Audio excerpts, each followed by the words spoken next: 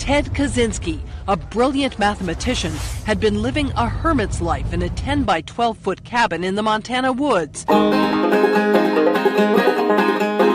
Ted talks in my ear. Anti-technology manifesto. Uncle Ted talks without fear. A hooded sweatshirt, sunglasses. Critiquing the direction this whole society is headed. Uncle Ted talks these ideas worth spreading. We're touching grass and greener pastures, leaving behind the technology disaster. Uncle Ted talks in my ear. Uncle Ted talks crystal clear. Uncle Ted talks.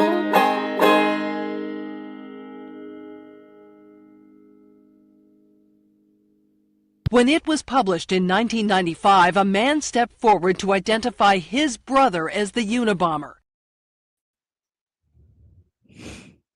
Hey, and here we are on a Tuesday again. What's happening, Teds?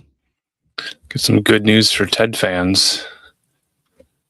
The world can't have enough TED content as far as Seth MacFarlane is concerned. Right. The Uber producer revealed at Saturday's TED panel at Deadline Contenders TV that he has flirted with the idea of making a TED movie for Peacock. So we're rising up and people are finding us out, expanding. We just got to do that SEO optimization. What we got to do right now is buy all of the other websites that could have anything to do with an upcoming TED project and just reroute them. Yes, I think our advantage here is actually having a Peacock available. So that's good. That is true. There are multiple ones to choose from. We also have a guest backstage. I don't know which one of you gentlemen would like to introduce him, but take a crack at that. Ted Allen, take the honor. Yeah. Oh, Robby Marx is legendary. We've spent many hours together on streams, and there's never enough time to explore all the topics that we want to get into. So we'll explore some maybe early industrial civilizations tonight. Bring on our guest. There we are, and what's happening, Robby? Greetings. Hey, good to see everybody. Good to see you. Thanks for glad to have you back. Yeah, definitely. It's always good to come hang out and see what's going on. Yeah. Well, we decided on a TED name backstage, right? I believe we have one. Yeah. All right. So what we're gonna need you to do, Robby, is but just briefly, take the hood down, sunglasses off, and you are no longer Robby Marx. Go ahead and put the hood back on. Arise. We have decided that for the duration of your TED experience, however long may it last, you will heretofore be known as Ted Gouda. Ted Gouda. That's a Gouda stuffer. There we are. Everybody loves cheese. Oh yeah. So Gouda. And Gouda is a superior cheese for sure. Yeah, especially the apple smoked Gouda is most delectable. The one my wife loves the most. Yeah. So we're going to talk about the early technocracy per se, like about Norbert Wiener and the what was it? This cybernetics, or what did he write about there? But it's the self-correcting mechanisms. It's a feedback loop on itself. So that's what they engineered, the guided missiles and these bullets that can see around corners. But also, if you didn't know, the vocoder that Roger or T-Pain or that is a direct result of the algorithm of cybernetics as well from Norbert Wiener.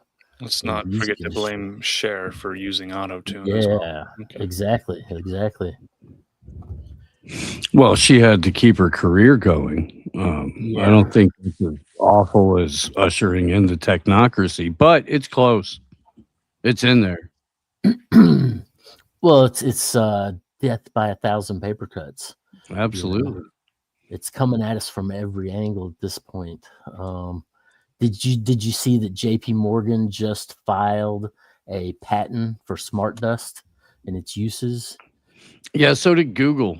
Yeah. Okay. In fact, I have this. I don't have the JP Morgan one up and in front of me, but I do have the Google one. Let me make the screen a little bit more legible.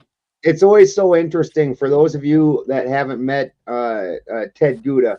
He normally, when we would talk to him before, it was on our occult show, and it's always so fucking interesting how much the transfer of occult to technology, how the two parallel so much. If you pay attention, it's the same game. Oh yeah. And if you believe Sam Altman or Elon or Tim Dillon's description of them, they're legitimately trying to raise some sort of ancient entity via the AI. So right. It certainly overlaps. But yeah, Google filed a patent for ferritin nanoparticle compositions and methods to modulate cell activity. Just as we're entering the 6G era. So let's just the apps, and I can link this for anybody who wants it. But the present invention provides methods and compositions for the remote control of cell function based on the use of radio frequency waves to excite nanoparticles targeted to specific cell types.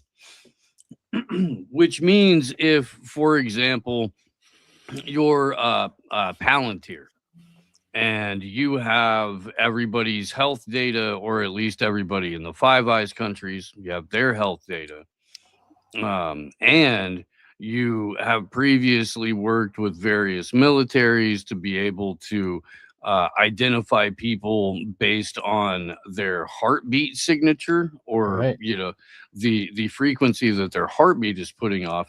You now have a frequency weapon that can modify or modulate your cell activity at the nano level. Again, just based on mere frequency transmission, as long as you have said nanoparticles running around your bloodstream. And we did just have a period where nanoparticles were introduced to a lot of people via a gene therapy injection. So it could be that, or people could be taking this voluntarily or receiving it involuntarily through a number of other ways. Now, as far as the JP Morgan patent application, they're actually wanting to use it to authenticate payment systems based on your biometrics. And it even said something about taking pictures of individuals. And I don't know, the only way I could see that is if they were doing it through your eyes. It seems very interesting. How would dust help in this? That doesn't even make sense to me. I mean, I'm not, admittedly, I'm the least technologically studied in any of us, but I just don't understand how that would help. Yeah. I don't know. I'm assuming it's some kind of like RFID dust that you can. Go ahead. Yeah, sorry to interrupt, but this is something that me and Ryan Christian, Last American Vagabond, have covered extensively over the years. And the initial patents were filed a long time ago. JP Morgan's was filed back in 2022. And what the smart dust is basically like, as it's described, a speck of dust size processor transmitter. It absorbs data and transmits it. And so at again like a very very nano scale. Um, so what J.P. Morgan wants is total biometric authentication with smart dust. That means the exact sound of your voice, tone, timbre, cadence, all of that, your average heart rate, what your heart rate and blood pressure is when you're excited, when all that kind of stuff. They want to be able to JP Morgan and banks in general want to be able to know you at the nano level. Mhm. Which is where the automobile industry is going too. I'm sure you guys have seen the video going around about the Ford snitch. Yep. Yeah. And that's something that Ford's been trying to get. We first reported on it on AM Wake Up like almost 2 years ago. It was June, I think, is the first time it popped up in a title. And I'm pretty sure we were talking about it a little bit before that in terms of the Tesla tech that's similar, but Ford filed patents for all of this snitch technology because What's they the want snitch? to. Here, let me pull up. Is that a Harry Potter reference? Unfortunately, no. No flying brooms are involved. Okay. Bitches get stitches. Right. I'm pretty sure that you don't even have to wear robes When to you're get spied on in your car. You're referring to the one that won't start if you have alcohol or drugs or Oh, what? Well, it's yeah. I mean, it's just separate that when from you're agitated, it won't start. yes, separate from the What? remote kill switch legislation that passed. This is different technology. By the way, that Ford has from jump planned on licensing Huh. to other vehicle manufacturers, which is why they filed patents for it rather than wait around for Congress to do something like mandate the remote kill switch. Advanced breathalyzer technology. Let's go. Come on. But that No. that remote kill Now switch, imagine I there guess, was an emergency outside the truck, an accident, something terrible on the ranch with a chainsaw. And I jump in this truck, but the truck, it won't shift into drive. Why? Because the cameras and sensors inside this cab won't let it shift because it detects my eyes are big. There's a lot of emotion. There's some panic and it doesn't feel that I'm fit to drive. Now that's not science fiction. That is happening because Ford just filed the patents. Ford actually has a series of patents down at the U.S. Patent and Trade Office. Yeah, so I know we got to, for YouTube and stuff like that, we can't show too much of this at once or anything like that without a robust discussion. I can also adjust the speed a little bit, but gentlemen, what are we thinking so far? I'm thinking he listed the perfect example that we all have emergencies, especially like look at where I live. If I call an ambulance, it might get here tomorrow morning if I call them right fucking now. If there's an emergency, we have to get into town. This is absolutely Ted, I will need to ask Yeah. you to lower your excitation before we continue the stream. Please remove all thought and emotion from this stream, please. And thank you. Can OnStar do a better voice? But that takes away your fundamental right to travel. I mean, you purchase these things outright, and they should own to you. You should own them per se. There is some argument over the title versus the deed in regard to state ownership.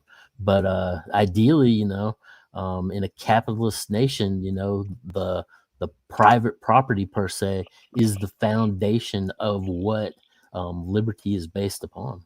Well, and this fundamentally takes away your ownership of your Right. vehicle. It's now a third party deciding when and where and how, who drives. And you'll be happy. This is so much worse than John Deere. And John Deere, for a farm, that John Deere's been the big evil for a number of years where you don't own your tractor. John Deere, the right to repair bullshit. Yeah. This and obviously this has got to be connected to internet somehow.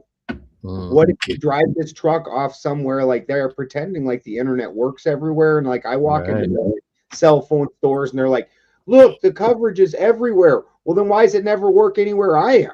Oh, don't worry, Ben. These vehicles are going to have onboard Starlink, so they can always spy on you. Right. Starlink would fix that. And I also have a 7.3. I got a 99 specifically for the reasons like this. Yep. But yeah, let's let him continue here for a moment. That deal with the sensors and cameras inside the cab of their truck. And if the sensors in that truck determine that you're not fit to drive, that truck will not actually shift from park to drive. Now, they already have a system called telematics, and that's where they can actually pull up cameras in real time inside the cab of their fleet vehicles.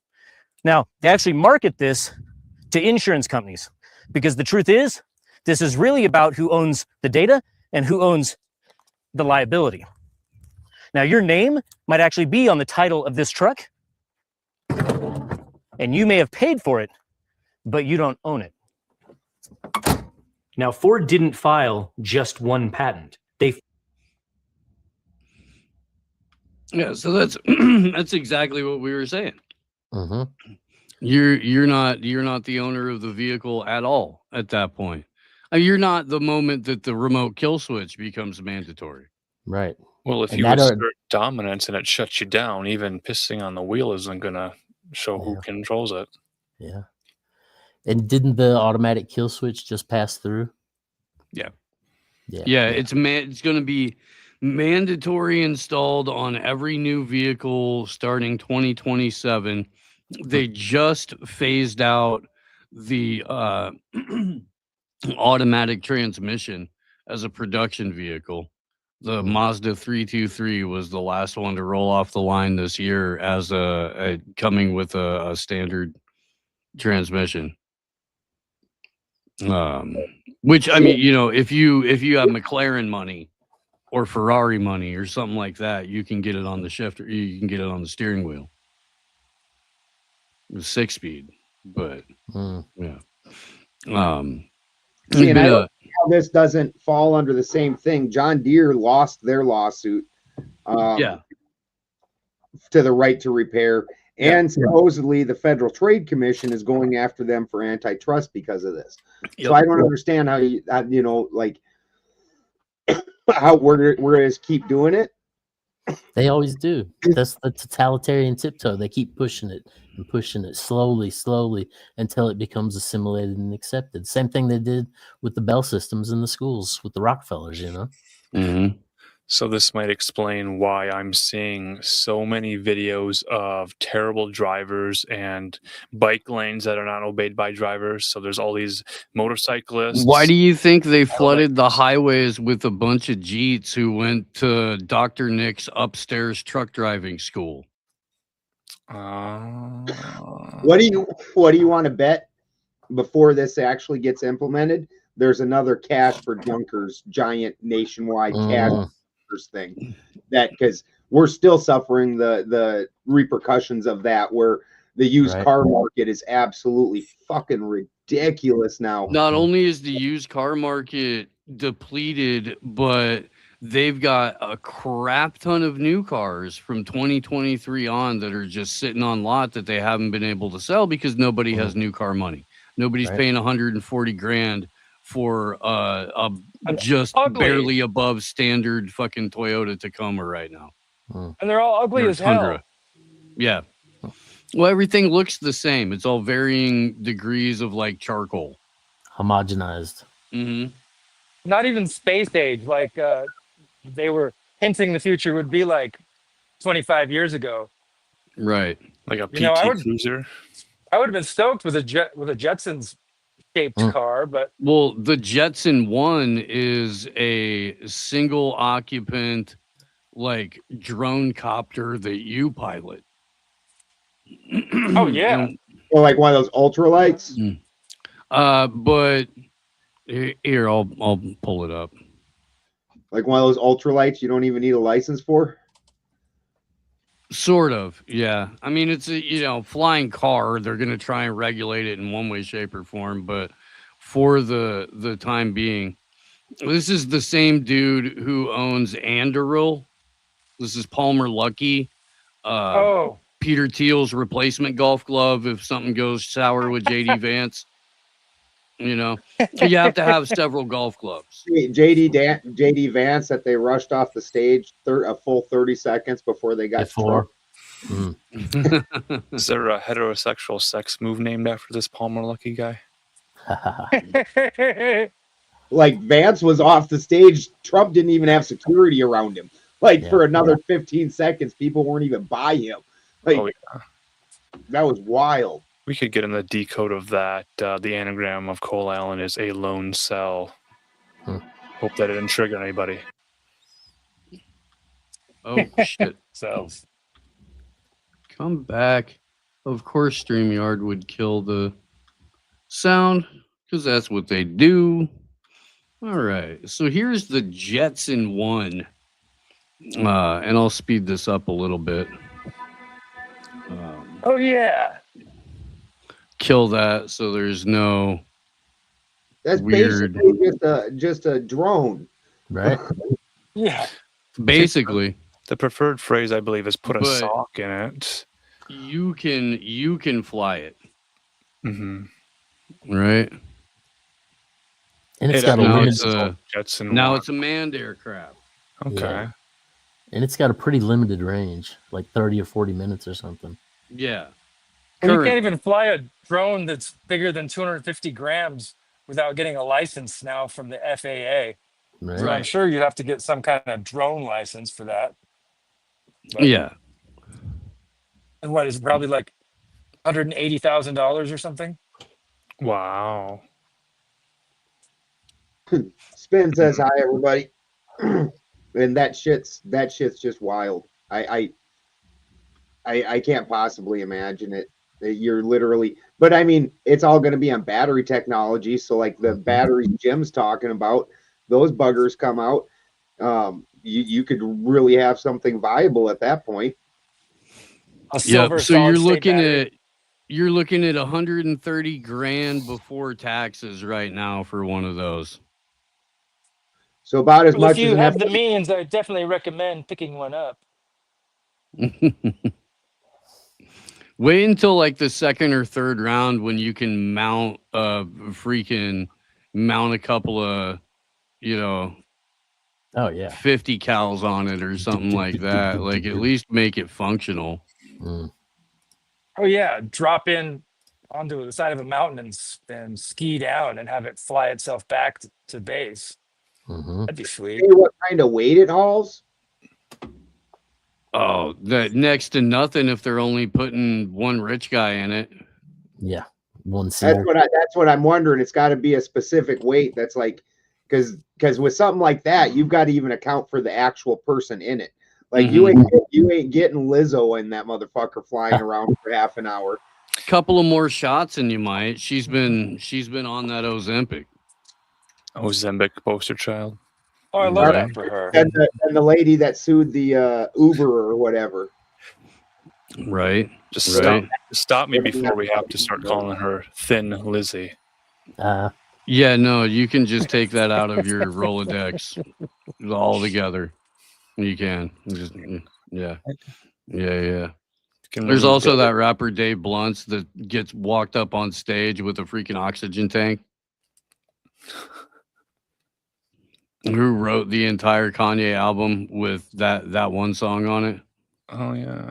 Yeah. Well, that guy knows how to party. Right? Heck yeah. Dude, it's hilarious. He'll have like two chicks dancing on him and like their combined weight is maybe his calf. It's a spectacle. That's what I'm saying. So that thing's got to account. Like if you're like a little horse jockey dude, maybe you can sit, and take some luggage with you or something, throw some groceries in there. But if your ass is like that Uber lady who couldn't even fit her fat ass in a car, that thing ain't even getting off the ground. Do you think these Stavati aircraft are going to get off the ground or get off the drafting stage? They're like a 3D printed personal jet. Well, David Wilcock had some connection to this Stavati aerospace company, apparently. So I just thought we'd bring that up briefly as someone in chat had asked about the ascension of David Wilcock to three-dimensional degrees unforeseen before. Is that how you use the language? The ascension? The secret space grifter. Well, yeah. I mean, this is not secret space. This is Stavati with 2Ts.com. We can see the design documents and patents here. It's a real opportunity if you have extra money lying around. Probably find investment opportunities here, but this is not investment advice. This is just a factoid. Take my money. They look shiny though. Mm. They look shiny. I hope we at Is least that get a Batman? video game out of it. It's one of Cobra Commander's pilots. Oh, okay. Yeah, Batman's fake. I guess Cobra had an excellent healthcare plan and benefits package. Yeah. I remember very specifically seeing a GI Joe where they were trying to recruit some of the Joes over to Cobra, and they're like, "Yeah, we have the great benefit package. We have full coverage health care. There's an employee pool here at the office. Blah blah blah." They're like, "This place is great, man. Full dental. You got kids. Who doesn't? The problem I see with anything this large, where they're making it trying to carry missiles and weight, is that you just take up more battery, and the battery themselves, it's almost a fight against itself, because batteries are fucking heavy. So you put more batteries in it, the whole damn thing weighs more already. Like it's you've got to. Yeah, this is pretty preposterous, as they're making the drones the bombs themselves for a much lower cost. But I mean, sure, it's always nice to have flying death machines that you can threaten people with. Mm-hmm.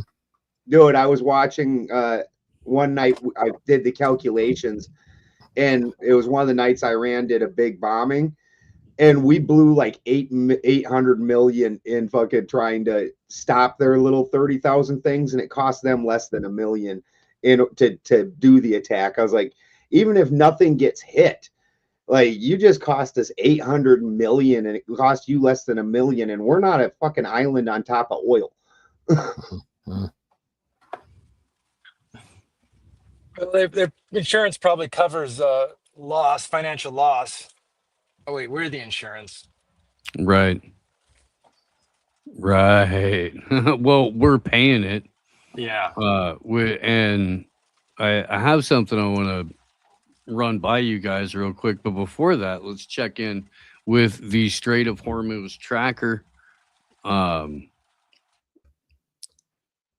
Let's see, 147 vessels waiting. War risk insurance is still extreme, 13.3 times normal, which means Lloyd's of London making a killing. Emily Moyer.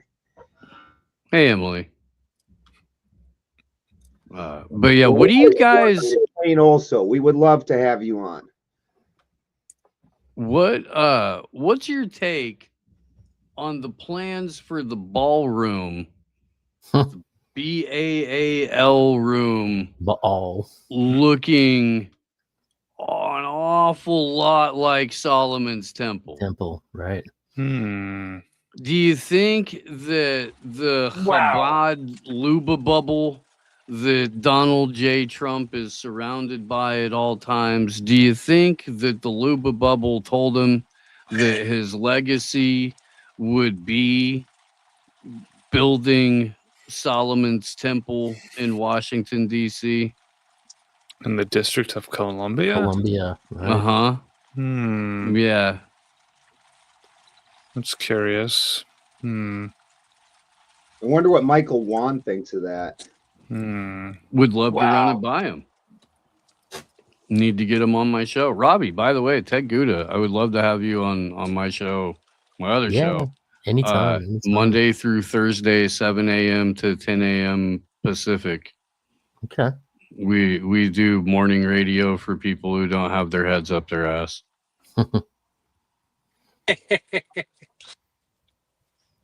Yeah, this whole situation Smart is, dust to Moon Alice. I did sort of know one of the people that did some Moon Alice Moon Alice artwork. artwork. Yeah, the posters. Yeah. Yeah, Hormuz is non-binary. That's true. That's true. It's either open or it's closed. Mm. On or off. That was good. Cybernetic systems. We mentioned Wiener earlier. Right. Do you know Licklighter? Do I know what? Licklighter? Art Linkletter. Art Linkletter. I've heard that name. Yeah. That's one guy. I'm talking J.C.R. Licklighter, who interacted with Norbert Wiener at MIT, participated in conferences about cybernetic ideas. They worked together to see the opportunity in putting this technology to the U.S. To surface the U.S. corporate and military power, a lot of the cybernetic systems. So we've been talking about industrial civilizations, building walls, and hand in hand with building militaries. I know you've done a lot of research on the early documents, Mr. Ted Gouda. Yeah, Norbert Wiener, when you get into all that, what's the other book he wrote there? Controlling the Human Biocomputer or something along those lines. Or machines, programming machines. It's interesting that, you look at even going back into the alchemical times, them talking about building the automaton and the steps that it takes to bring forth these modern ideas of artificial intelligence, and that Norbert Wiener with cybernetics, specifically creating that self-correcting system.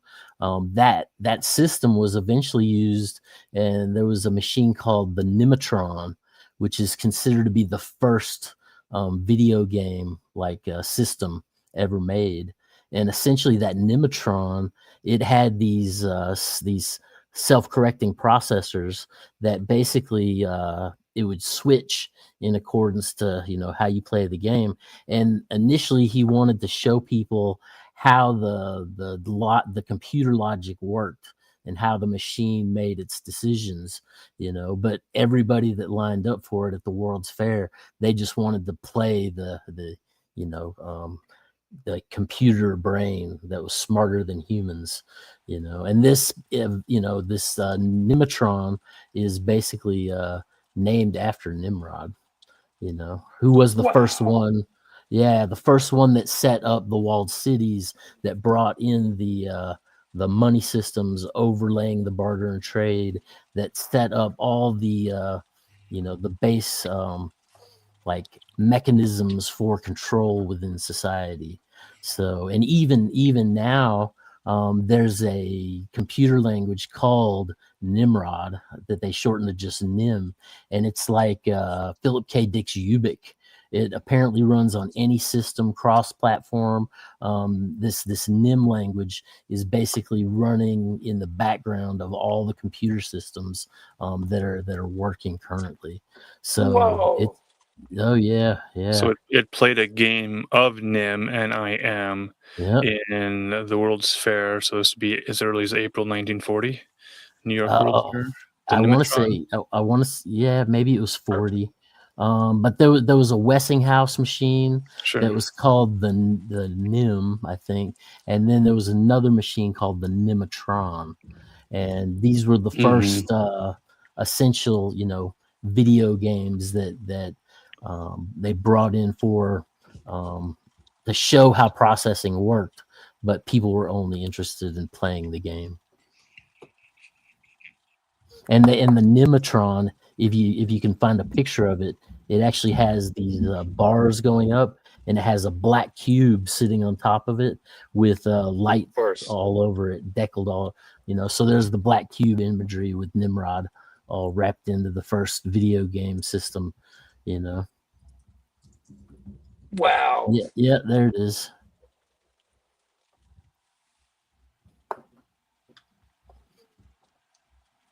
So this and Nimrod was the one that basically was putting constraints on society, was doing these things in order to facilitate, bringing taxes in, controlling land plots. He was building the walled cities that kept everyone inside. And then in order to stay in the city, you had to ride for plunder against the neighbors to be able to maintain your connection to the community. So Pay that for kind your of gets, protection. like a social credit score almost. So this is where we turn human brains into computer brains to mimic them, and to challenge the computer brain. I know Dune had the Mentats and only having thinking machines. I see the game of Nim is played where you'd lay out matchsticks, and then you'd want to either be the player who takes the last one or to not take the last one. So you have to take as many as you can in your piles. I remember playing that on a whiteboard in math classes. The math teacher would have people challenge him, and we'd always lose because he knew the secret to it. But once you know the secret, the secret of Nim, there we are. Yeah, because it says there's only the machine only had a dozen patterns based. Right. Is all that it had, which obviously isn't. It's the normal person is not particularly bright, but obviously that wasn't going to fool anybody that's very intelligent. Like look at Magnus Carlsen. He whipped the AI's ass without losing a single piece and did that on purpose. Like.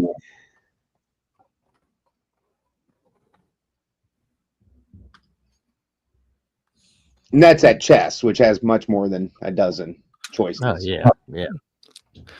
Yeah, I'm looking at Norbert Wiener again, who acted as like a human calculator, working out ballistic trajectories for guns being developed. And during World War II, there was a massive demand for this, for launching artillery before they get into the ENIAC and other computers. Very interesting, all the early stuff. Yeah.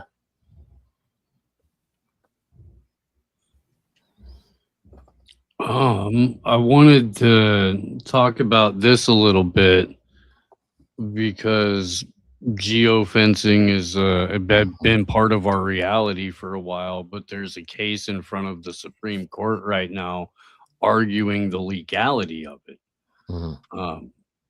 And they currently seem to be at a slight impasse. Now, I'm sure historically, at least, the Supreme Court has favored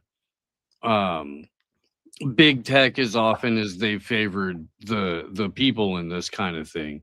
But this isn't big tech. This is the United States government that is the plaintiff here. Or I guess and so law enforcement and federal agents use geofencing warrants to compel, or use warrants to compel tech companies like Google to turn over information about which of its billions of users were in a certain place in time based on their phone's location. Casting a wide net over a tech company's stores of users' location data, investigators can reverse engineer who was at the scene of a crime, effectively allowing police to identify criminal suspects, akin to finding a needle in a digital haystack. Or you could just wait for them to release their drill rap album where they talk about committing the crime in detail. Sometimes you don't want to wait that long. Sometimes they're not aspiring rappers, so you have to use the geofencing. Civil liberties advocates have long argued geofence warrants are inherently overbroad and unconstitutional, because they are, as they return information about people who are nearby yet have no connection to the alleged incident. Several cases over recent years, geofence warrants have ensnared innocent people who are coincidentally nearby and whose personal information was demanded anyway, and been incorrectly filed to collect data far outside their intended scope and used to identify individuals who attend protests or other legal assemblies. So it's before the Supreme Court right now. And by the way, this dude, was convicted of the robbery. It probably, this is all stems from a bank robbery. and they used his phone to track his location to the bank and all that kind of stuff. The contention is that the geofencing warrant in and of itself is unconstitutional. They did have enough other evidence to convict him of the robbery. But this is the thing that's being challenged because it's a massively unconstitutional bullshit piece of legal, I don't know, rights stepping. One of many. But yeah, so far, they're kind of in a deadlock situation. So is the concern here that people every day walk into banks and some of those people walk out with a lot of cash by asking, give me all your money? So maybe the problem is banks are holding cash, and if we didn't hold cash in banks, then people couldn't walk into banks anymore. So a digital currency would solve this problem. It certainly would, and if everyone was registered at the nanobiological level, then that would, of course, make stealing from you much harder. So And hey, yeah, kids, when you're doing crimes, leave that phone at home. You know, I don't even understand. Like, so when because I've used cannabis to treat my seizures for a long time. When I was young, you didn't even bring your fucking phone with you when you went to go meet the dude. And if you were the dude, people didn't bring your phone. You went and talked. You sent a little message, hey, you want to go out to eat at noon? Whatever. And fucking you send something completely, not even trying to make it suspicious, like some of these kids for a little bit were trying to do things. Oh, hey, you left a video at my house. Yeah, exactly. Yeah. It's so fucking now these kids swear to God that, hey, can I get some cocaine and mushrooms? 1 pound of each tonight. Can I get them for 800? You're like, what the fuck is wrong with you, kid? Prank caller. Yeah. Yeah. I rewound that videotape you left in my place last weekend, but you're going to have to come and pick it up soon, real soon. Yeah, these kids, it's amazing because like we were all afraid the government was spying on us, and this was back when we had rotary phones, and we were afraid the government's spying on us. Now the government's definitely spying on you, and these kids today are just like, I'm gonna put all my business right out there. Right. Hey, here's the desired list of illicit substances I'd like to purchase. Here's a picture of my face holding up today's newspaper and a dick pic with me in it. Yeah. Can I buy the drugs now? And it's like, whoa, dude, got no decorum. There's a whole genre of videos now of people going to, say, someplace like Home Depot, and they have a little trolley cart, and they have an oven, a vacuum, like a refrigerator, and then they put in like a pencil, like a wooden pencil inside, and they go to self-checkout, and they open the door, and they go beep on the dollar wooden pencil, and then they walk out with the fridge. But let me tell you how video editing works.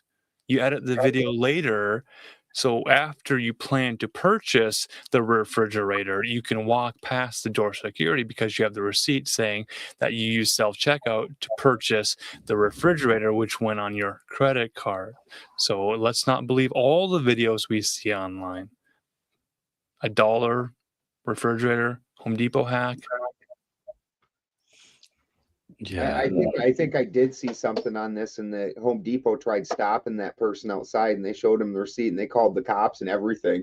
And the cops are like, "No, you can go ahead and go." Yeah. Receipt for your purchased item. This is the item. Yep. This is okay. It's bye. paid.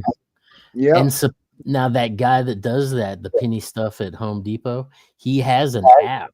He's like trying to get you to get this app he offers so that you can get in on the deals too. Yeah, that probably won't end up being a mass warrant that gets a whole bunch.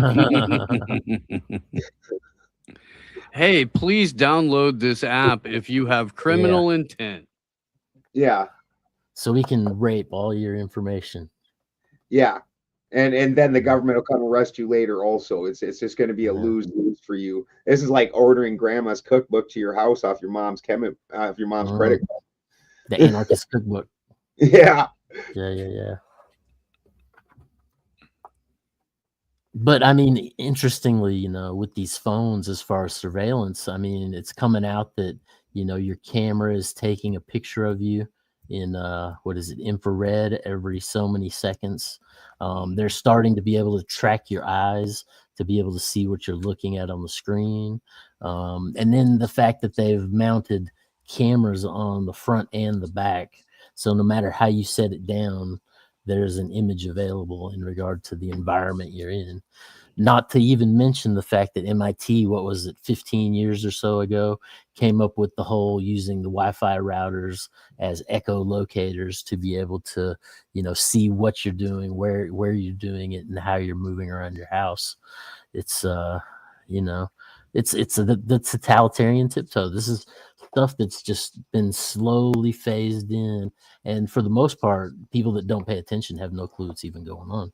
We were talking about this morning and framing it. And remember the conversation that Rogan had with Jordan Peterson, where Jordan Peterson was explaining incremental how tyranny actually happens, and there's like, you know, just little pushback, and then all of a sudden people go, hey, did they stop, but they don't give any ground. Right. Now they're just grabbing people and hucking them and then sprinting, and in the time it takes the person to get up and like catch their bearing and then be like, hey, what are you doing? They've gained a significant distance. They're not even trying to do this shit in inches anymore. No. They're talking about Solomon's Temple, the big, beautiful ballroom, the BBB, because you can, you know, get some of your bill back better and you can get some of your big, beautiful bill. But you definitely need your big, beautiful ballroom, because Trump and Lindsey Graham and other people are openly talking about, well, yeah, I mean, it's not just a ballroom. It's going to be a bunch of military stuff on there, too. And Trump's like, oh, yeah, well, the Secret Service and the military have wanted the ballroom for a very long time, so they're designing it. The U.S. military is designing the ballroom, which would lead most reasonable people to go, I don't think this is just about some fucking Rothschild, eyes wide shut, freaking elite costume party dance-a-thon. Probably some other shit going on here. It's apparently important enough to fake an assassination for. And in an assassination attempt that had like the list of heads of state that were in the same place, you know, unprotected, was just fucking wild. Just wild. They're never supposed to do that. They had like out of the top 5 people in line for the presidency as they left Trump sitting there for 30 seconds on the stage by himself hanging out. Like the list of the top 5 people, the fucking that was in there is just wild. It was like all of them. If we were to be more paranoid and more conspiratorial, we would say, well, whatever was happening in the District of Columbia this weekend, maybe that's where we should not be looking and see what else is going around, because there's so many other things happening. When the biggest event that all the media, all the podcasters, all the streamers have to cover, they cover the most obvious things, like the top 3 news items. They cover all that. But what's going on at the same time that isn't getting the coverage? Where should we be looking? Right. Prestidigitation. Yes. Using the left hand to distract you from what the right hand is doing. Right. Well, I mean, you know, Claude had an AI agent go rogue. Sam Altman and OpenAI are $1.5 trillion short. About 8 months after asking for a true $1 trillion preemptive bailout, so they could keep cranking out AI products, which would kind of lead me to believe that there's a sell by date on the AI bubble. Mhm. You know, let's see. I don't know if you guys.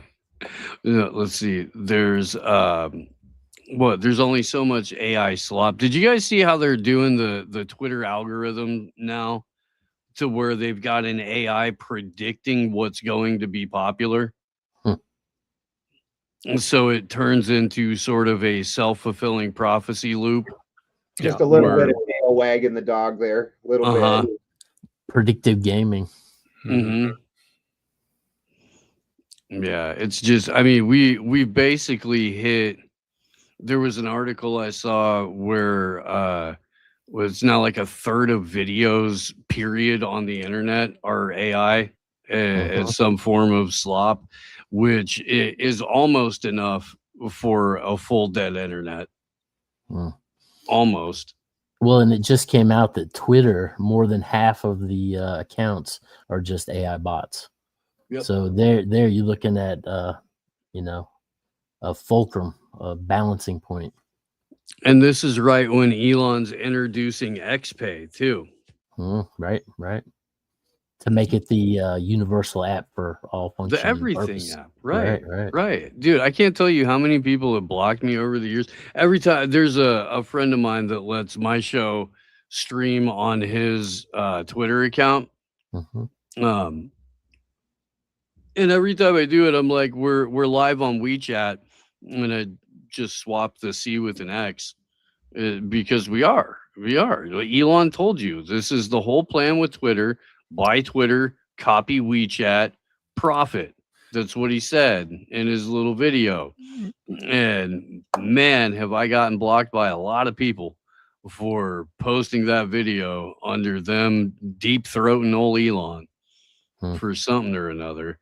It's like, So- dude, he told you he was gonna buy it, make it shitty, and then install all of the Chinese Communist Party spyware and life controlling functions to it. And you went, oh, he's cool because we get to say a couple words again.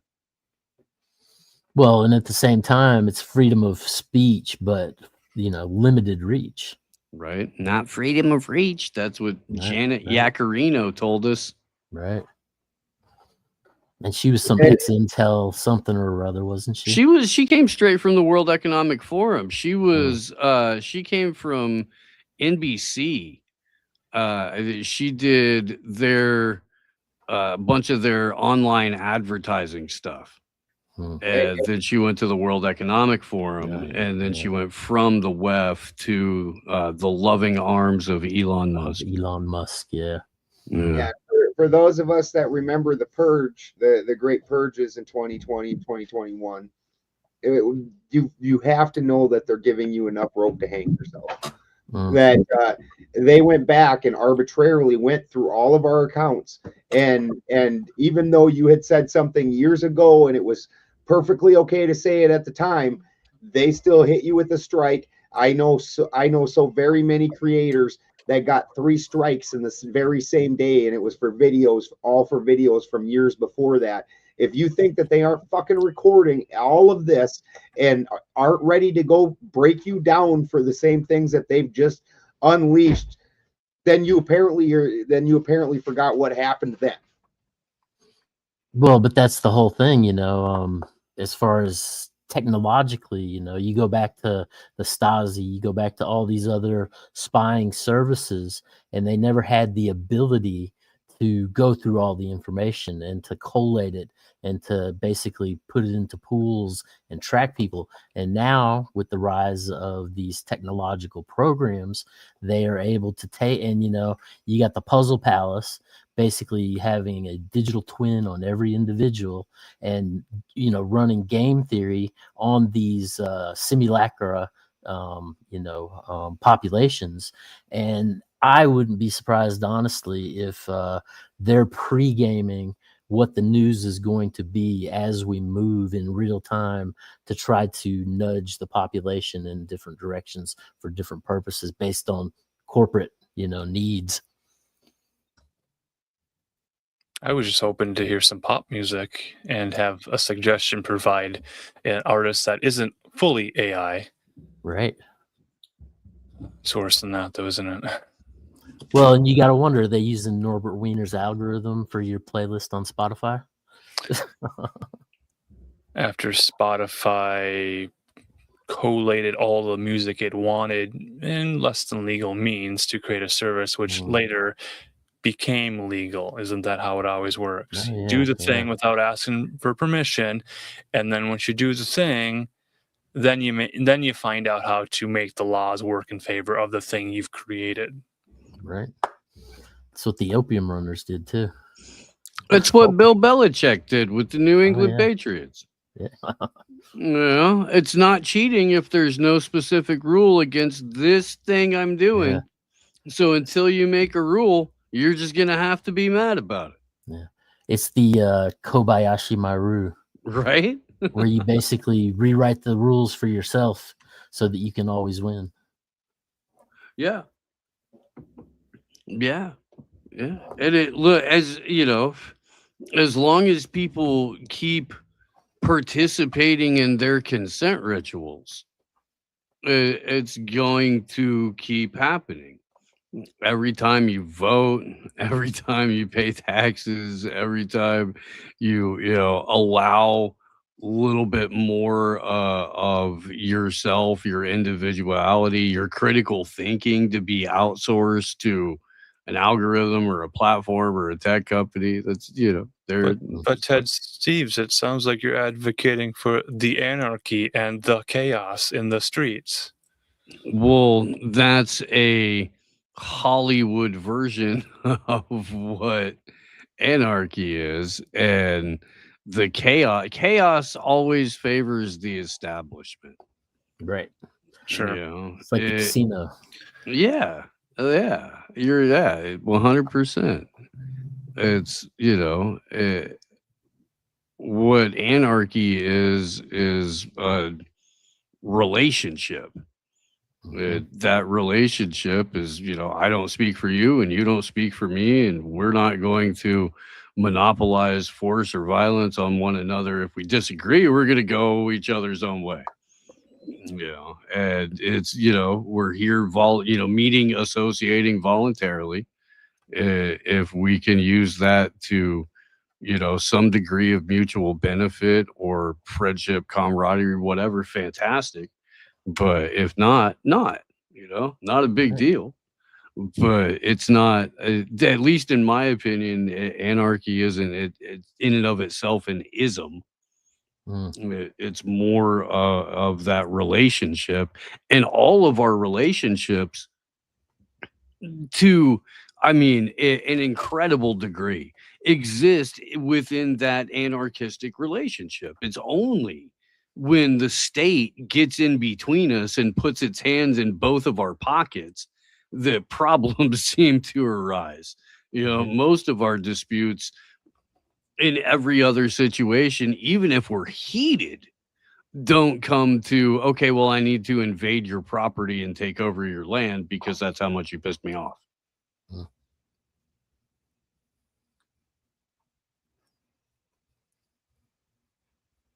That's my Uncle Ted talk for the evening. A TEDx talk. Sorry, Ted. I didn't see you there till just now. That's beautiful. Since we have the word chaos on our minds, did you see the news of Peter J. Carroll, who has also left this earthly mortal coil? No. He was one of the guys who wrote some books and formalized some of as much as you can formalize the ideas of chaos magic.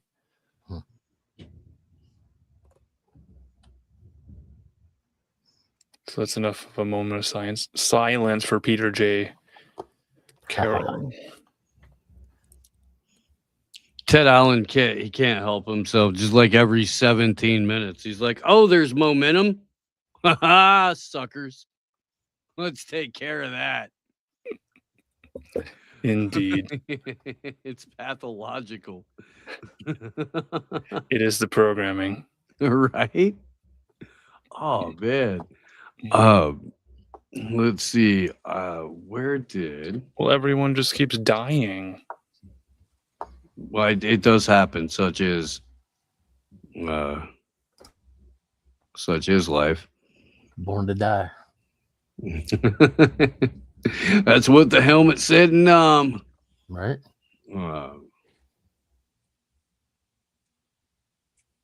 Yeah, one of the things we were talking about smart dust and biometrics earlier. One of the things that I find really interesting is the way that they found this this airman in Iran with the ghost murmur box with the AI, where they could detect his heartbeat up to 1,000 miles away. Wow. I haven't heard about that. That's the claim. That's the claim. Yeah. But that's the whole thing. Is it a psyop? You know, kind of like when we went into Venezuela and they talked about all the psi weapons and the nosebleeds and, you know, the discombobulator. Right. But I named it myself. Is it the psychological aspect like we have on TV with all the CSI and all the, you know, all these various programs that tell us, you know, they always get their man, like all the miscellaneous systems that they have, you're never going to get away with it. You know, it's subtle programming on a psychological level to and you know, it may be one of the reasons that crime is at an all-time low in the United States right now. When people look at me like I'm nuts when I tell them 99% of police work is either you gave yourself up by being a fucking dummy or you got snitched on. Those are the two answers. There's no fucking giant investigation. No cop sat there and put together this whole thing in a room full of people did algorithm.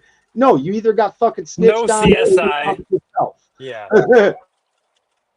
Well, and they even came out recently and they said that the hair follicle tests as well as the ballistics were both faulty methods that were not as true as they have led the public on to be that they are.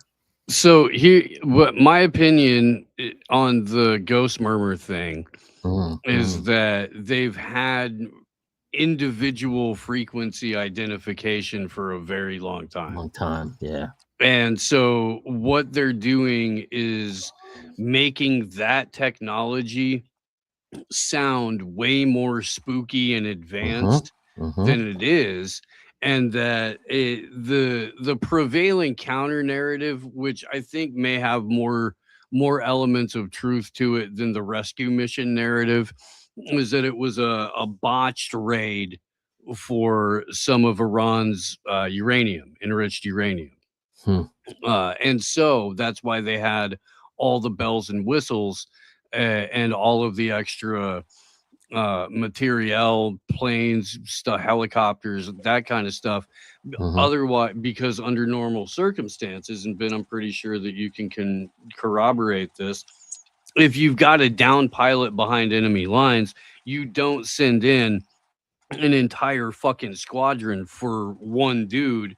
You send in a team of like 4 to 6 guys who were allowed to grow beards months ago and are going to be able to get in way less detected than all of that fucking firepower. Right. Yeah, there's two modes of operation. You're either moving silent, small and silent, or big and violent. That's the two modes of operation they have. Ross Perot. Big and violent. So what I think is, number one, they were way closer than they told the public, and they were able to identify by a frequency signature that they'd already had logged into a pre-existing database. But now, do you think that had to do with biometrics, or do you think that had to do with some sort of a implant, smart dust, or chip, or? Well, something? It is the military, so that's where you know, because these guys get injected with all kinds of crap just routinely. They are open experiments once they sign those papers. Dude, when I went through boot camp, you stood there and you went with your arms down, and they had those air injectors instead of being a needle. It was like an air gun, and they would have one guy standing on each side of you, and each one of those guys would have 2 guns, and they'd hit you with 4 of them, and then you go to the next step, hit you again with 4 more. You had no idea what you were getting injected with. The only one you actually knew what it was the penicillin, because that was still a jab in the ass with a big fat needle.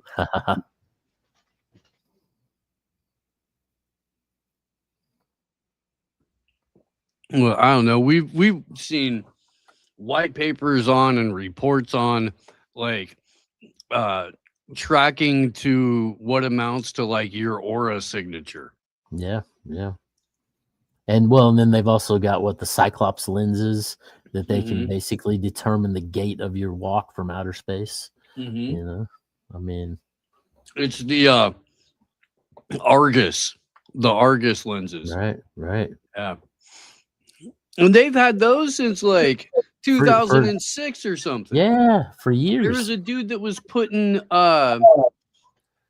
like it was earlier than iPhone. It was like a whole bunch of different, remember those super tiny digital cameras that were popular in like, I don't know, 2004 maybe. Yeah. They're trying to make everything as tiny as possible.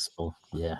And so a dude in his freaking downtime made a camera that was, 100 or so of those lenses. And that's effectively what the Argus is. You can just see it from many miles up. Yeah. And I believe, aren't they attached to balloons or something? Yeah, the ones that they were showing the camera crew in the news and stuff like that were all tested, or were all attached to balloons, which we brought that up a few years back during that whole, it's the Chinese weather balloon during that whole thing. And they're like, I wonder how many cameras are attached to it. Right. And then I believe there was also a story that some of the telescopes that were similar to the Hubble, that they had been defunct, and they'd put bigger cameras up to view outer space. So they had taken 2 or 3 of those Hubble-like telescopes and actually flipped them around to start to monitor us. And this was a good 10 or 15 years ago too. So it's this slow march towards this technocratic kind of takeover. Yeah. I have a buddy named Ian Davis, and through another friend of mine, Whitney Webb, put out a book called The Technocratic State recently, and it's fascinating. Very good read. Highly recommend it. Yeah. There's also that book, what's it called? Uncanny Valley, I think, where they talk about the transfer of all the tech to Israel, and just the fact that the amount of monitoring that's going on now. And then it kind of, I don't know, with all the cameras on all the devices and all the consistent, taking of photographs, it reminds me of in the Dark Knight Rising, when they make that system where they can monitor all the cameras at once, and they can almost get a 3-dimensional layout of, very much like how they're using Wi-Fi to kind of measure the interior of your home. But imagine, linking it to all the cell phones so that you could view a whole cityscape, and it's like they put it in the Batman movie. So then the layperson or the senator has to vote on something and say, I don't quite understand it. And then you say, well, have you seen the Batman movie? If you haven't seen it, watch this certain scene, and this demos the technology for you. And it works just like that. And they're like, oh, I understand. Great. Thumbs up. Stamp it. Go ahead. Take all of our money. And with Hollywood, again, how many of these Hollywood productions are being financed by, state intelligence agencies to basically put out certain, nudging ideas towards the populace. And Hollywood is just, Looking at George Clooney getting into, Ben Stiller and how they're tied in with, X, Y, or Z 3-letter agency. And it's just, ubiquitous. And it seems to have always been going back to Howard Hughes and the dollhouses and, the studios and, running potential sex kittens per se. Remember when George Clooney said that he had a personal satellite in space, and I can't remember which Middle Eastern leader. He said he likes keeping an eye on him, and said he had his own. He did an interview and it was going on about how he watches this guy from his satellite. Talk about He also is voyeurism. full of shit. Yeah, Quite a bit. George Clooney. yeah. Like he just makes stuff up. But I think he is Interviews. intricately linked in with intelligence. Oh, absolutely. Yeah, dude. Between Hurt Locker and Syriana and a bunch of those other films, Right. Salt. They were Angelina Jolie. bragging at the time, Right. how they were rolling around and like training with CIA guys and IDF guys and and now, do you remember when Stephen Colbert shut down Claire Danes talking about working with the CIA on Homeland and how all of these TV shows are tied? And he's like, so, hey, you have a shirt. That's neat. Anyway, we're going to go to commercial. George Clooney used satellites to monitor the Sudan and the South Sudan to track troop movements and potential human rights atrocities. Through the Satellite Sentinel project, SSP, launched in 2010 with Enough Project co-founder John Pendergast. He aimed to deter a renewed civil war.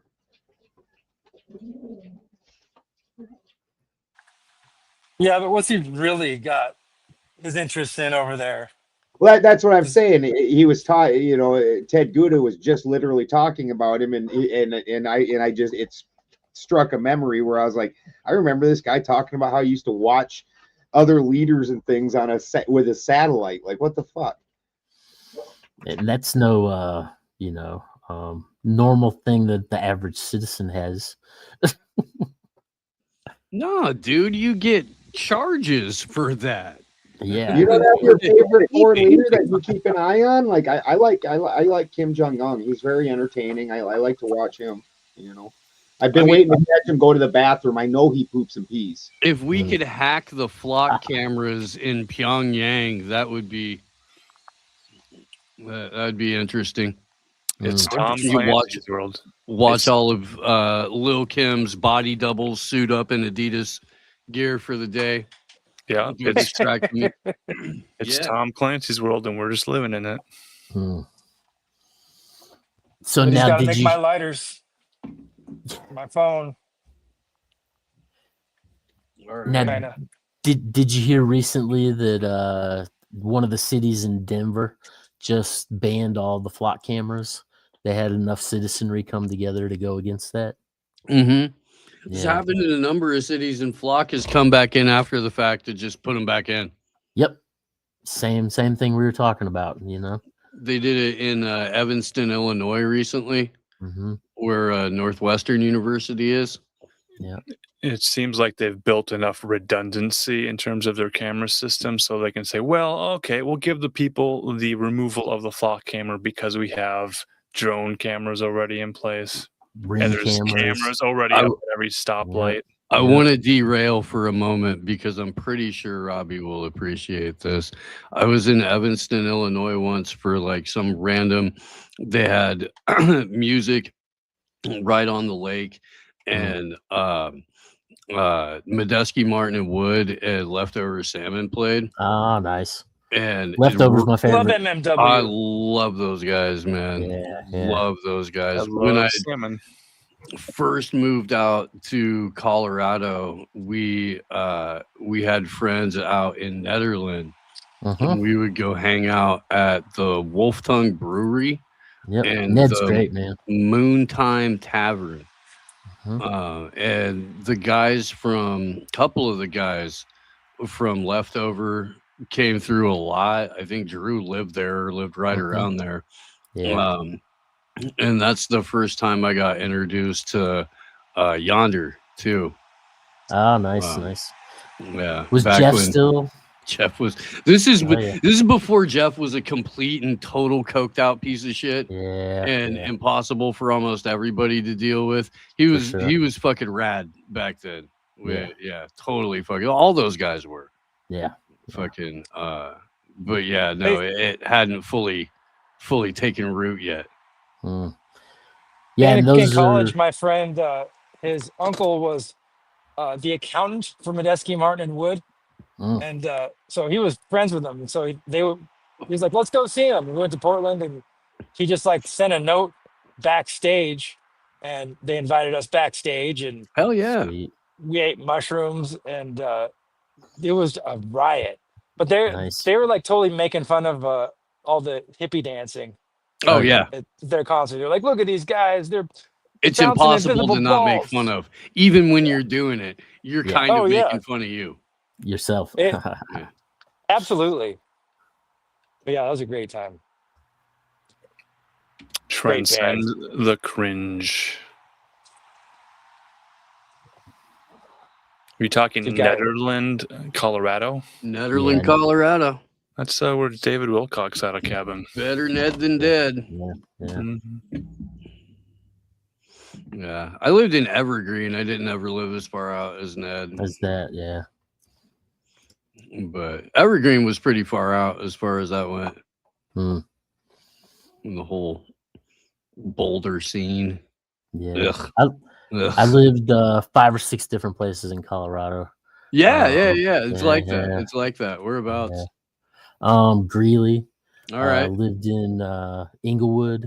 Mhm. Lived in Aurora. Lived downtown on Capitol Hill for a while. All right. Yeah. So I lived in and, Greeley and Evans. Greeley. Yeah. Yeah. And Greeley, what is it every Wednesday and Sunday? It smells like dog food. Yeah, Mhm. yeah, from the plant there. Yeah. Good old Purina. Yep. Yep. Yeah. I lived in I did Renaissance festivals, so I was in Larkspur. And then I lived in Thornton and Arvada and little bit in what was that, Westminster. And then I lived up in Fort Collins for a bit, LaPorte. Yeah. And then I lived in Louisville for a bit before I lived moving out to California. And I've been in California ever since. Yeah. I've been in I lived in Greeley, Evans, Aurora, and Longmont. Yeah. I hung out in fucking Crested Butte for a bit. You know, had friends out that way. Have friends in Grand Junction and stuff like that. But yeah, I mean, I like Colorado. We've been going to Pueblo every year for the festival that I throw. But fuck, I'm not. Yeah, too long in Colorado, and I don't know, dude. It's bad. It's bad. Better here. Way better here. I've been on the East Coast now in New Hampshire for since the end of '99. So this is the longest I've been anywhere. And, did you ever go to any pork fests or anything like that? I'm always out on the West Coast whenever that's going on. Okay. Yeah. Okay. So, because I generally head west and show face and basically try to get jobs for the winter. Sure. Yeah. But yeah, we basically, when the tourists come to New Hampshire in the summer, you're leave, out of there. And then when we come back, all the tourists leave. So that's smart. Yeah. That's smart. No, I've got a couple of different friends that are all looped in with Porcupines Pork Fest out there. Yeah. Yeah. Some people love them and some people hate them. Depends on who you talk to here, Right? Well, they don't have to worry about them anymore. Why is that? There's no more Pork Fest anymore. Oh, is there not? I was unaware. Yeah. And they were saying, like, I mean, it's a commitment. It's a, trek to get to, even if you're only a state away. stuff like that. But my buddy Richard Grove was super bummed about it. Yep. That's like his, Thing. home festival and all that Yeah. kind of stuff. Yeah, yeah. Yeah, a lot of the older festivals went down the last couple of years. Ever since 2020, it's like Yeah. there's just a whole bunch. Even the ones that survived 2020, they still a whole lot of them just going under. Yeah. Or just decide not to keep producing because of the cost of everything, the rising costs, Yeah, Yeah. and like I helped Karen B and getting a venue for any decent event. Mm. Like if the venue is going to be a decent venue, it's so fucking out of the way of anything that nobody wants to go to it. And Yeah. if the venue's in a good spot, it's going to have all kinds of stupid restrictions on it, and it's going to cost so much. It's outrageous. Well, and then you got the insurance as far as Yeah. liability and yeah. I mean, all the years I was vending, I used to do guerrilla vending in lots and basically avoid the tax man. And then when the music scene started to compress into the festival scene, I started doing the festivals.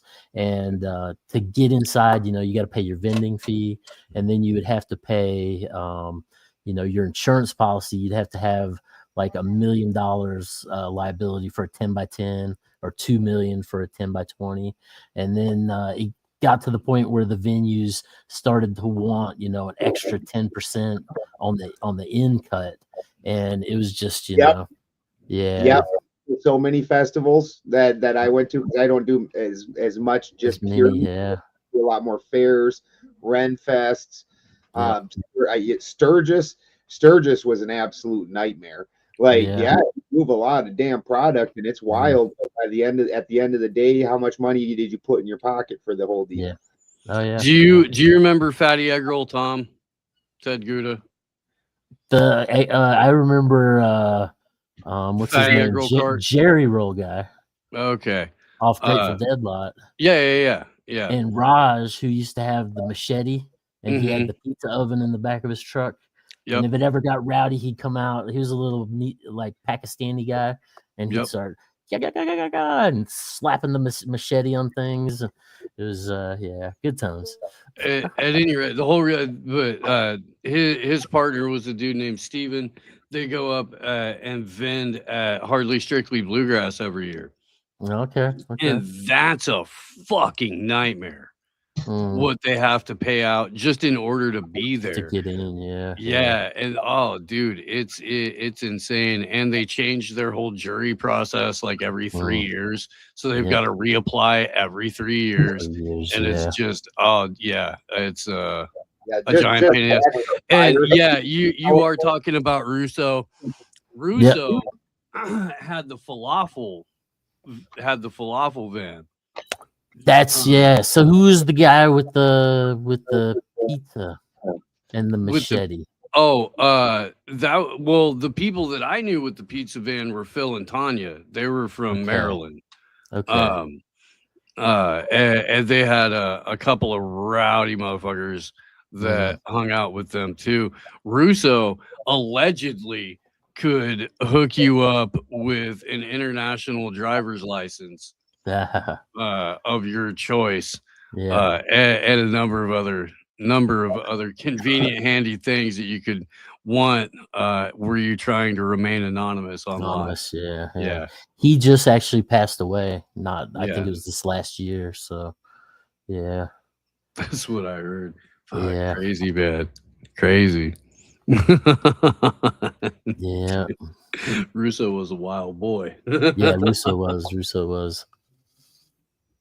Bunch of dude, the whole scene was full of fucking half-cocked motherfuckers for sure. Oh yeah, for sure. Well, when you're running around the country, setting up and breaking down every day, it wears on you. Yeah, no, it's weird. Yeah, it's city, 2-day break. Yep. City, 3-day break, but you got to get from like freaking somewhere in Michigan to Denver. Yeah. or the complete other coast, or they're like, hey, we'll do For something sure. in Pittsburgh and then For we'll like, go down to Chula Vista. yeah, for like 3 nights, and then Mhm. well, but that's the thing, they used to, with Grateful Dead and Fish, I think they used to set the tours up so that it was easy to follow them, and now with just the booking and what they can get, they're taking more jets. Well, they Where's kind of before they stopped that shit when they did it wasn't the other ones. It was the 99 further going into 2000. They started to Yeah. break that up, and then they started to do like there used to be overlapping like Fish would be in town the same weekend that like Widespread, String and then Cheese and yep, Widespread, and said they'd all yep. be within 4 or 5 days of each other, and Oh they yeah, stopped doing all of that. I A know, bunch of people came up like missing and dead on that Phil and Dylan tour.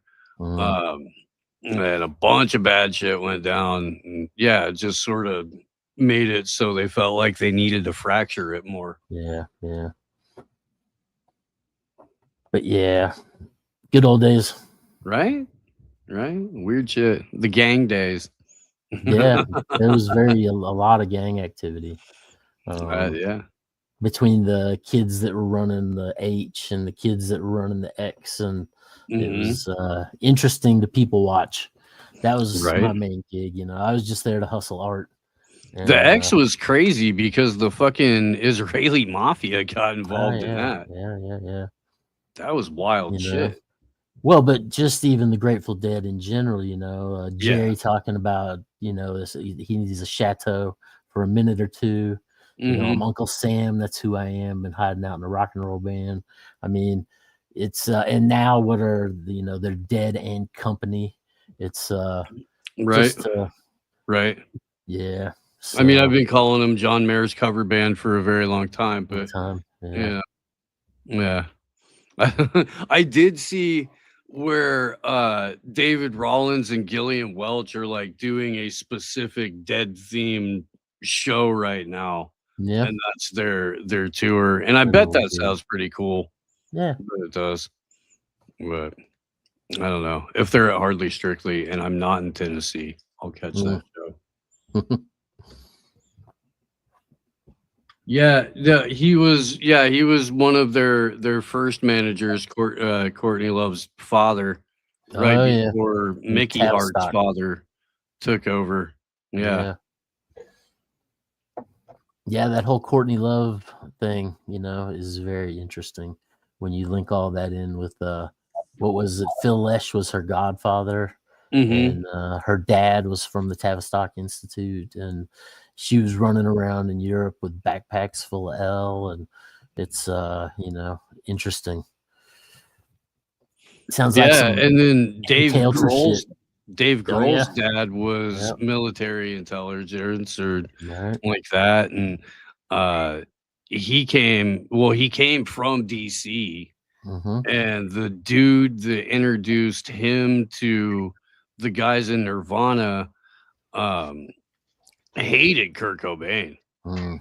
Hated him. And because Kurt Cobain was telling everybody that he was an industry plant and he was fucking there to snitch everybody out. And so but anyway, Dave got in the band after Nirvana went from Sub Pop to Geffen, and Right. David Geffen specifically brought in Dave Grohl. If you know anything about David Geffen, he's a sick fuck, spooked up, and tunnels and all that kind of shit. And that's how Dave Grohl got in the band. And then shortly after, Courtney and Kurt started dating.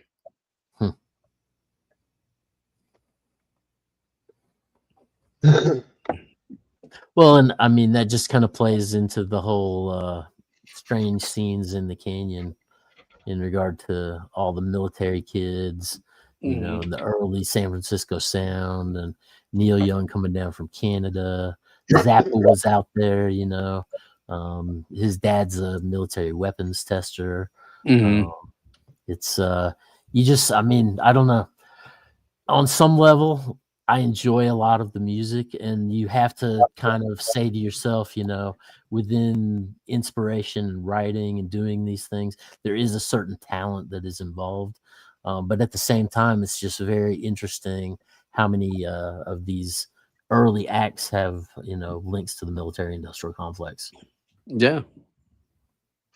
Yeah. Well, and what was being pushed culturally through the crowds at their shows and the direction that took. I mean, it's the popular culture is a fucking full on psyop. And if there's a full on psyop for every narrative, there's a matching or correlating counter narrative. Yep. And so it's fucking that's where you get mall punk and fuck, it's all of it. There is a lot of good, fantastic music out there, and I totally separate Zappa's music from all of that. Like that's I'm not letting go, Robbie. I'm not letting go. I know, right? I know. I was listening to "I Am the Slime" at 5:15 this morning. Nice. Well, and then you get into Captain Beefheart and all that stuff too, and what was it? They locked the band in the house and only fed them red meat, and he would beat them between sessions. It's yeah. No, that sounds like some Timothy Leary and Ram Dass at Harvard University with the bars on the inside kind of thing going on. Yeah, the whole thing's weird. I don't know. You don't find a lot of that when you don't have instruments that plug in, or when you have instruments that don't plug in. Yeah, you don't find a lot of that. You find less of it. Yeah. I don't know. I haven't been to a Billy Strings lot though, so. Yeah, me neither. Well, I've done a few I've done posters with Billy Strings on it, and I've been to those festivals and I've seen Billy Strings, but I haven't been to, a Billy Strings show per se. Right. Yeah. So. I don't know. He did come up awful quick. I mean, yes and no. He got adopted by the Dead family.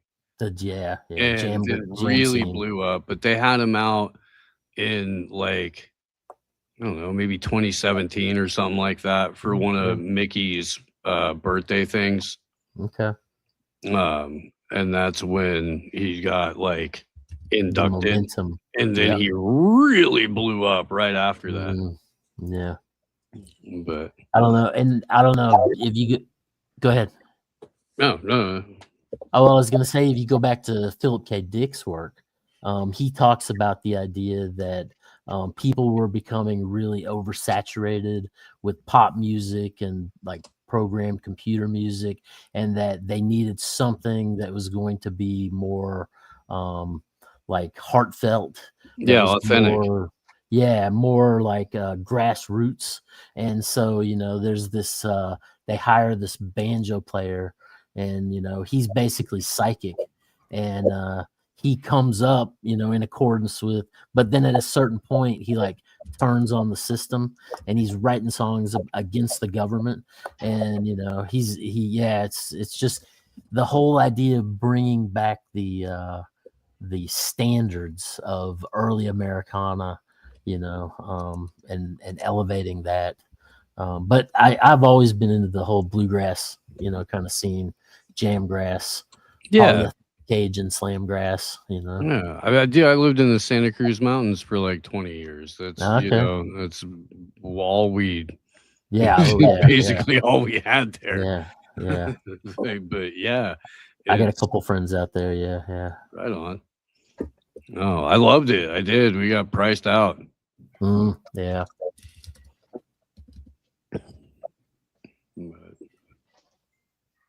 But that's the thing. How much of what music culture that is interjected into the scene is very much like Hollywood, kind of building these kind of narratives, these kind of genres, these kind of like you go back and you look at NWA, you know, and that very even before they had NWA, Ice Cube was on, you know, a 12-inch with Dr. Dre. And it was Surgery was the name of the 12-inch. But, you know, when you looked at the labels, the you know, the little label and the it was called Crew in Action, you know. So it was a star with sunglasses and like Uzis or something.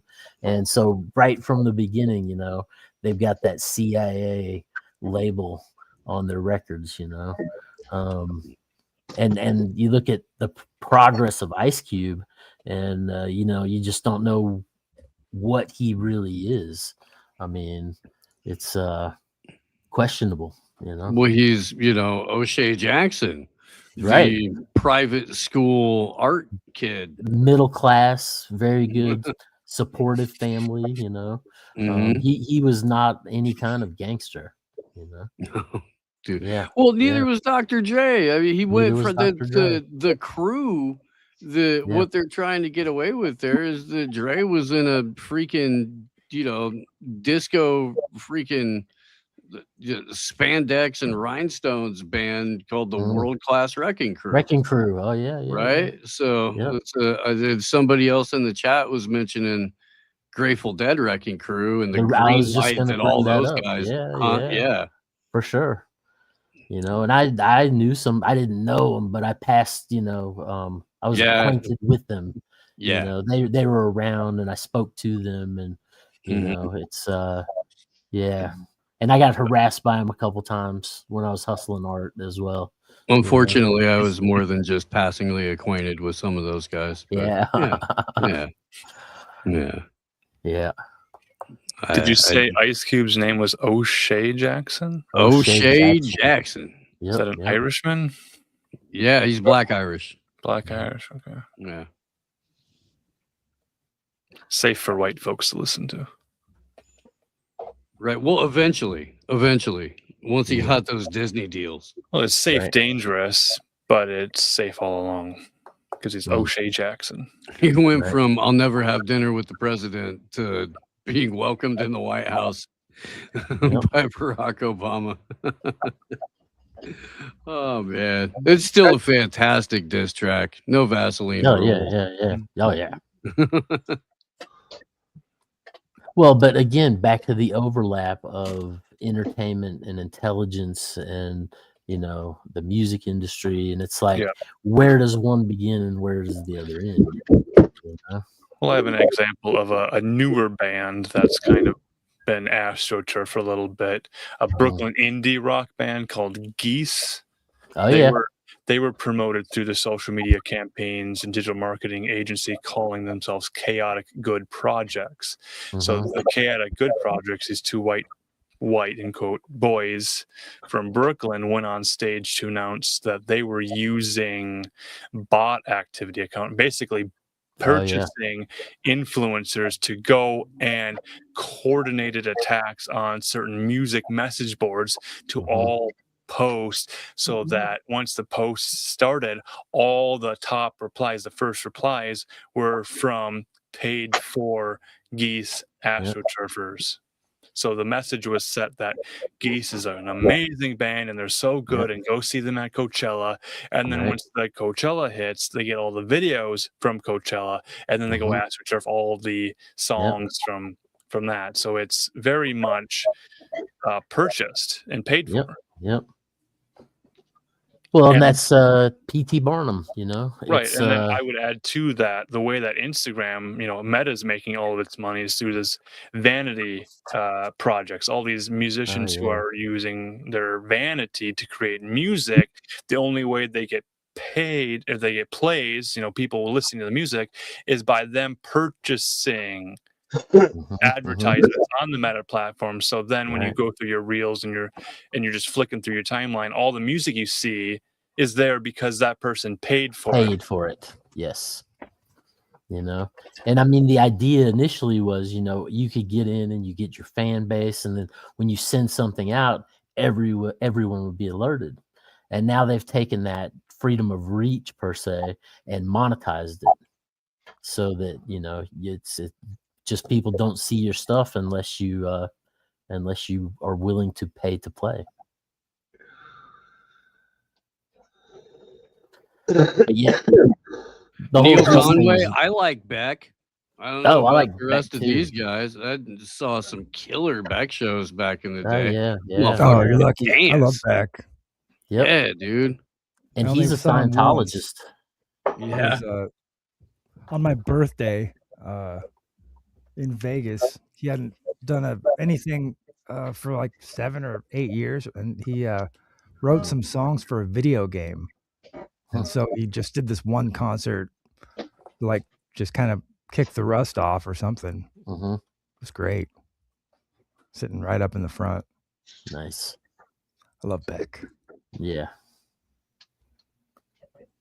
Dude, I was at a show where it might have been like, I don't know if it was a Lollapalooza or one of the knockoff festivals that they did around the same time, but it was a bunch of like white hat frat boys in the crowd, and they're all chanting for him to play the song Loser. And he's out there like head to toe in a one-piece gold freaking outfit, boy. He ready to party, you know. And he walked off stage. He came back out with a stool and a boombox. He pulled the microphone down to it. He pushed play on it, and it played the tape for the song for Loser. And then he stopped it and was like, "We doing this?" Yeah. Yeah. Justin Bieber did that at Coachella just last weekend. He laptop DJ'd his whole set, right? Yeah. That sounds, yeah. But, So I'm priced out of Coachella, way too expensive. It's the prices are too high. And they, with Electric Forest, they actually increased it to 2 weeks. And so instead of 80,000, they could get 160,000, and it just got to be too out of hand.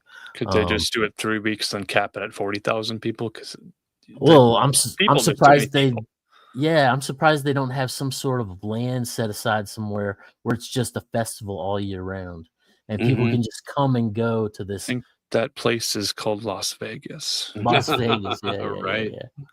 Yeah. So now a residency in Las Vegas and live there and play Vegas. I don't know. Vegas is pretty tight with their laws. I've almost gotten taken out a couple times in Vegas for some misdemeanor stuff, you know. But I was gonna say Beck. I saw Beck in what year was it? It was very early on, and he was opening for Bob Dylan at Memphis in May, and he had written a song. Yeah, he came out and he's like, I just wrote this song backstage. It's called "Opening for Bob Dylan and Memphis Blues," and he played that, and then he went into his set, and I think it was like the 5th or 6th song in, he played "Fucking with My Head." And, you know, they're up there just bump, bump, bump, bump, bump. And here come the Memphis police, and they just hauled him off stage for public profanity. Wow. Yeah. Yeah, all that had to be a long time ago, because fucking Las Vegas now, like when we were there 2 years ago, that shit's escaped from LA. Yeah. That place is just wild now. Because the hotel we were staying at, the Walmart across the street every night had active shootings, and cops had like a sniper nest on top of that Walmart shooting at people. We're playing Frogger just across the street, just playing Frogger, hoping we didn't get hit. Traffic sounds healthy for anyone. My truck got stolen from the casino parking. I remember when you had that happen. Red lights are just a suggestion. Yeah. Well, and I tried to go get a new truck so I could get home. Yeah. Fucking it took us like what, 4? The first 4 were all stolen. Somebody was trying to sell me stolen trucks. Every single one. Crazy.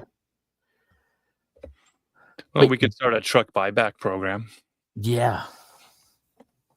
That is a good idea. Well, I can't guarantee they were stolen, but they didn't have the title. I give you a bill of sale. What the fuck good's that do me? Right. Yeah, I'm selling it for my cousin. I just need to get the title from him. Yeah. Uh-huh.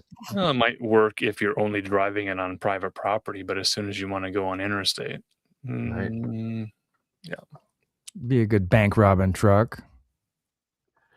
So now Vegas, back in the 80s, I would go hang out in Vegas quite a bit, and it was open. You could like freely walk around anywhere you wanted to go.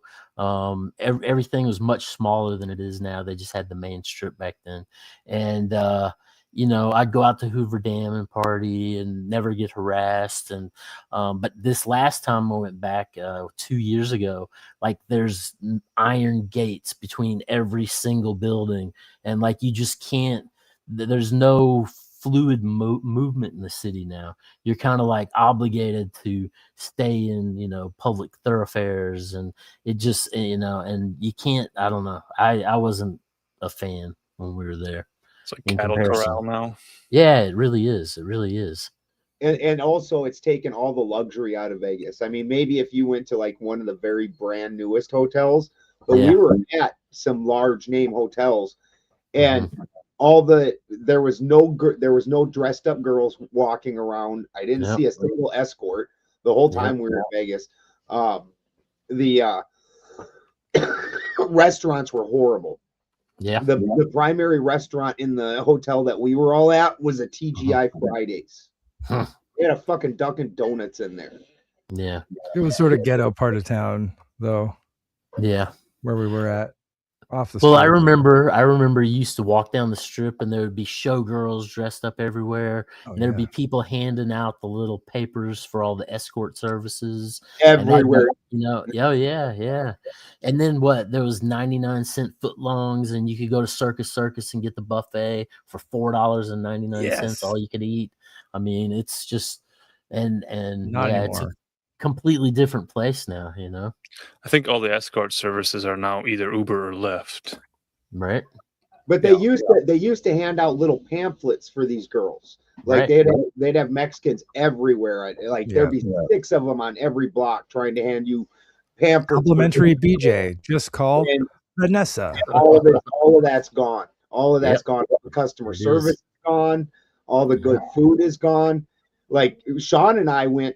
We definitely were in a not as nice a part of town, but they said that was Sam's Club, supposed to be the local best casino and all this, and it was just a dump. And Sean and I went to some other casinos because him and I are both vegetarians, and we were trying to find some decent fucking food to eat, and we went all over, and we even went to some of the bigger, nicer casinos, and it was just hit.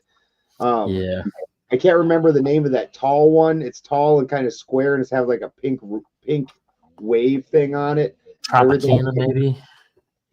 Yeah, it's one of the bigger ones. It's one of the newer ones that's bigger, and half the casino is just shut down.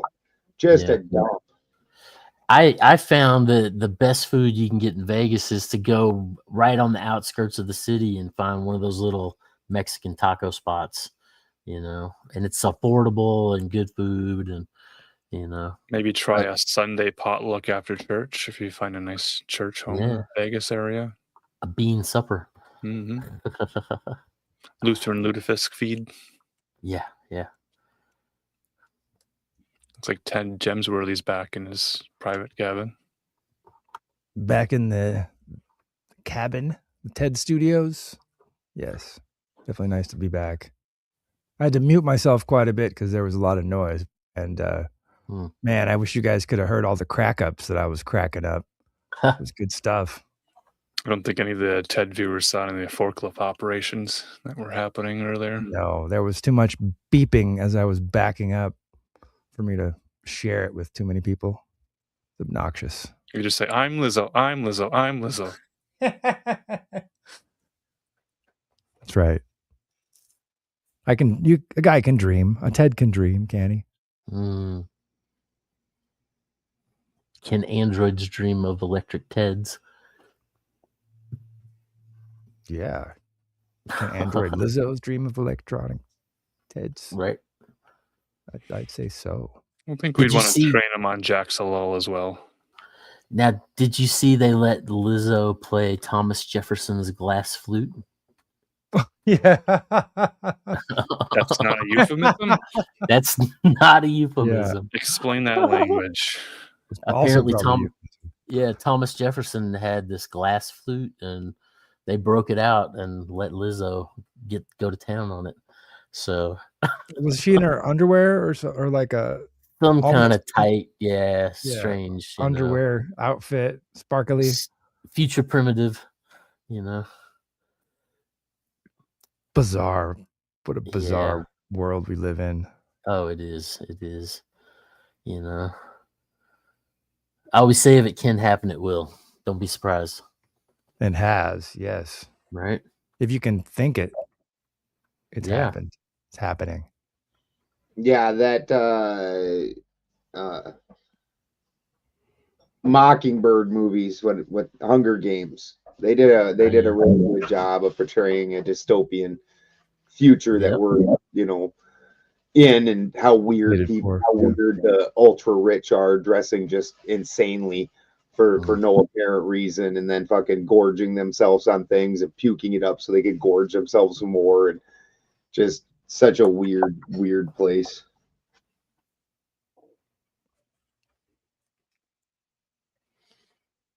Yeah, and you see it in Vegas, like how you were saying earlier, that everything's all locked down, and what happens in Vegas stays in all of the databases in Vegas. Oh yeah.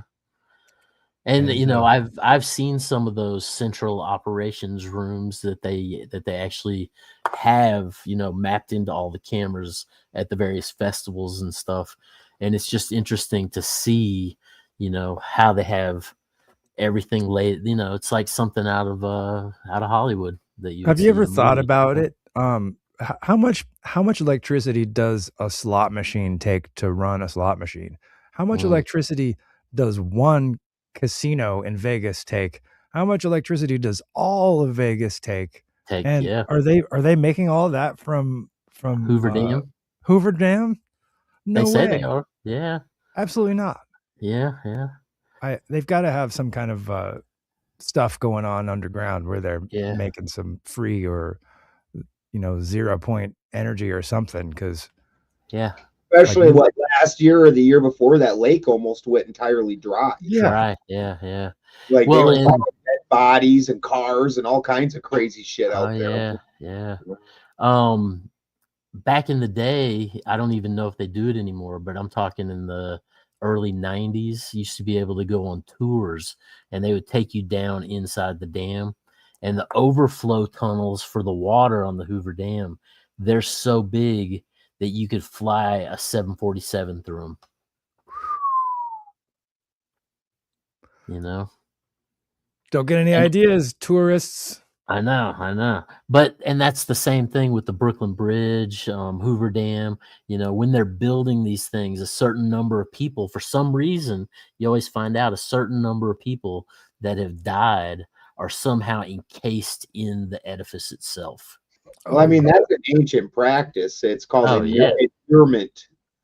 Right. That's how you sanctify a church, like a Catholic church. They have to have the bones of a saint in it. Or a bridge or a building. Yeah. So really about anything, but mostly used on sacred places and bridges for some reason. And battleships, they use the cannons. They melt down the cannons of the enemy. They built I forgot what battleship or aircraft carrier they made from the ground zero 9/11 steel. Oh geez. There's magic in that stuff. Oh yeah. The steel from battleships that is super expensive and super sought after is Danielle steel. The pre-1948 or no 1946. What year did we drop the atomic bomb? Allegedly. Whatever year we did that, all the steel produced, and a lot of that's in these giant ships, because everything produced post the atomic bomb is different. All the steel that's made now is different, and it's because of the bomb itself and what happens as it's being produced. It's pulling, I think, xenon or something out of the air. Yeah. Well, and just look at all the supposed nuclear testing that they've done over the years. You know, it's just been successive all over the place. You know, and then you get into Bikini Atoll. You know, and those studios up there in the Hollywood Hills where they were manufacturing all that wartime propaganda. You know, Like where at what was it called? The studio up there. Overlook. I think Trent Reznor ended up owning it, and Jared Leto, he's in one of those. Something like that. Yeah. He owns he bought it was like the propaganda wing of the army, and they made all kinds of weird propaganda videos supposedly there. Right. Now he's got this cult, 30 Seconds to Mars. Yeah, that Jared Leto's weird as fuck, right? He's a weird dude. Yeah, definitely being supported by something, some entities. Right. Oh, Steve's not there. Yeah, it's called low background steel, also known as pre-war steel, pre-atomic steel, or pre-nuclear steel. It's produced prior to the detonation of the first nuclear bombs in the 40s, and 50s. Typically obtained from scrap ships, salvaged shipwrecks, and other steel artifacts of this era. It is often used as the shielding material for particle detectors and whole body counting equipment because more modern steel is contaminated with traces of nuclear fallout. I wonder if they just knew how to make steel better back in the day, and we just can't do it as good as we used to. Like Roman concrete or something like that. They used to have concrete that would heal when it would crack, and it would heal itself. And it's because of lime clasts. Yeah. Well, they forgot about it. We forgot how to make it for 2,000 years. That's all the concrete that King Herod used constructing the Solomon's Temple rebuild, the Second Temple. Sure. Yeah, it almost is honestly a more inefficient. It's honestly a more inefficient way that ends up working out better, because with these, really, what it basically breaks down to is it has these chunks of lime that don't dissolve in the concrete mix, and so then what happens is when it gets a crack and water gets in there, it reactivates the lime, and then it calcifies the whole fucking area. So it doesn't use up all the lime in the initial mix, which is what would normally happen, you know.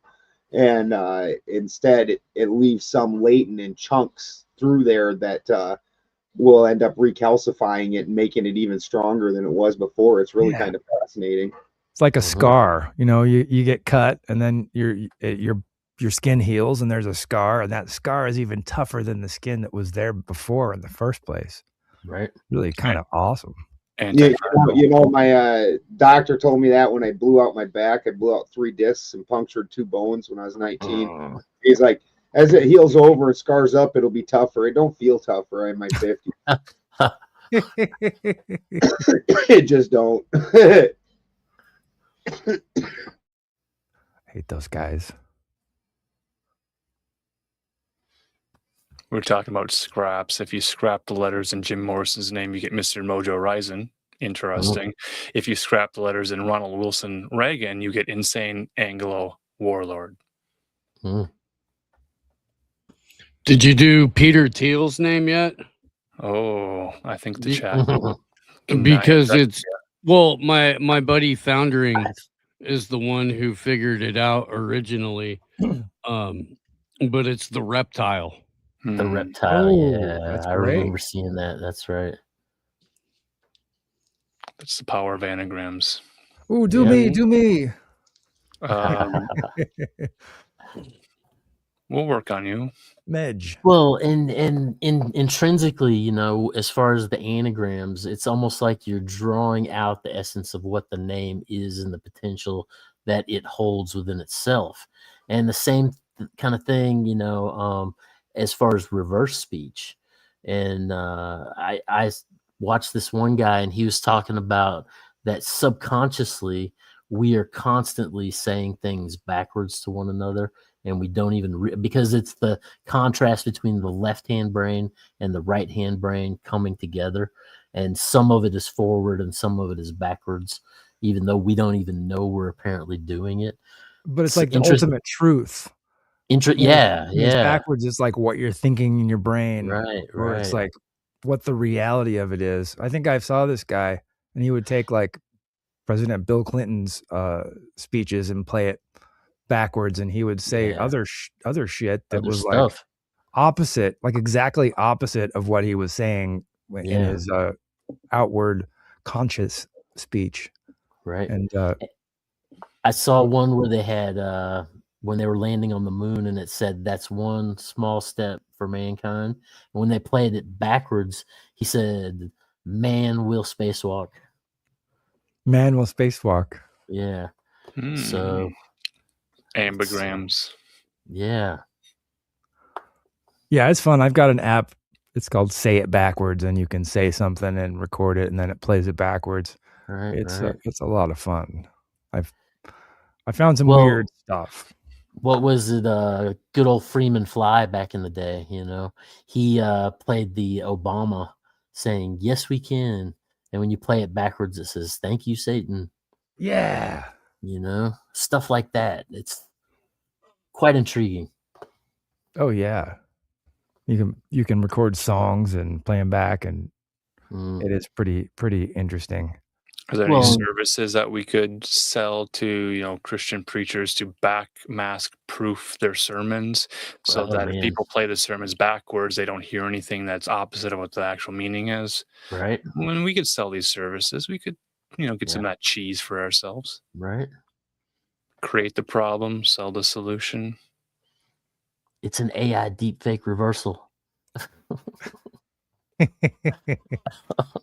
Yeah. But yeah, it's just I don't know. Everything has become so strange, and it seems like conspiracy has really kind of been turned into an entertainment kind of topical entertainment that you just have 30-second blasts of all this stuff, and it just kind of piles on you in the weirdest way when you're like lost in the doom scroll, And then the best stuff gets taken over and buried in a bunch of nonsense. Right. So it's like, wow, this is great. Best stuff is all being read in private libraries by the children of the elites. True. While everybody else's kid is being told it's okay to doom scroll or what the fuck ever else, Right. Their kids don't have cameras in the house. They don't have devices that, not until they're like significantly older. And it's just, it's a totally different kind. It's a totally different history that they're learning than what the kids are learning in their Robert Maxwell fucking textbooks. All you guys live in the city, so it's probably not as shocking for you. But like when I walk into some of these people's houses, like we went to one friend's house, and I swear to God, the house tells you when you walk to another room and what temperature it is.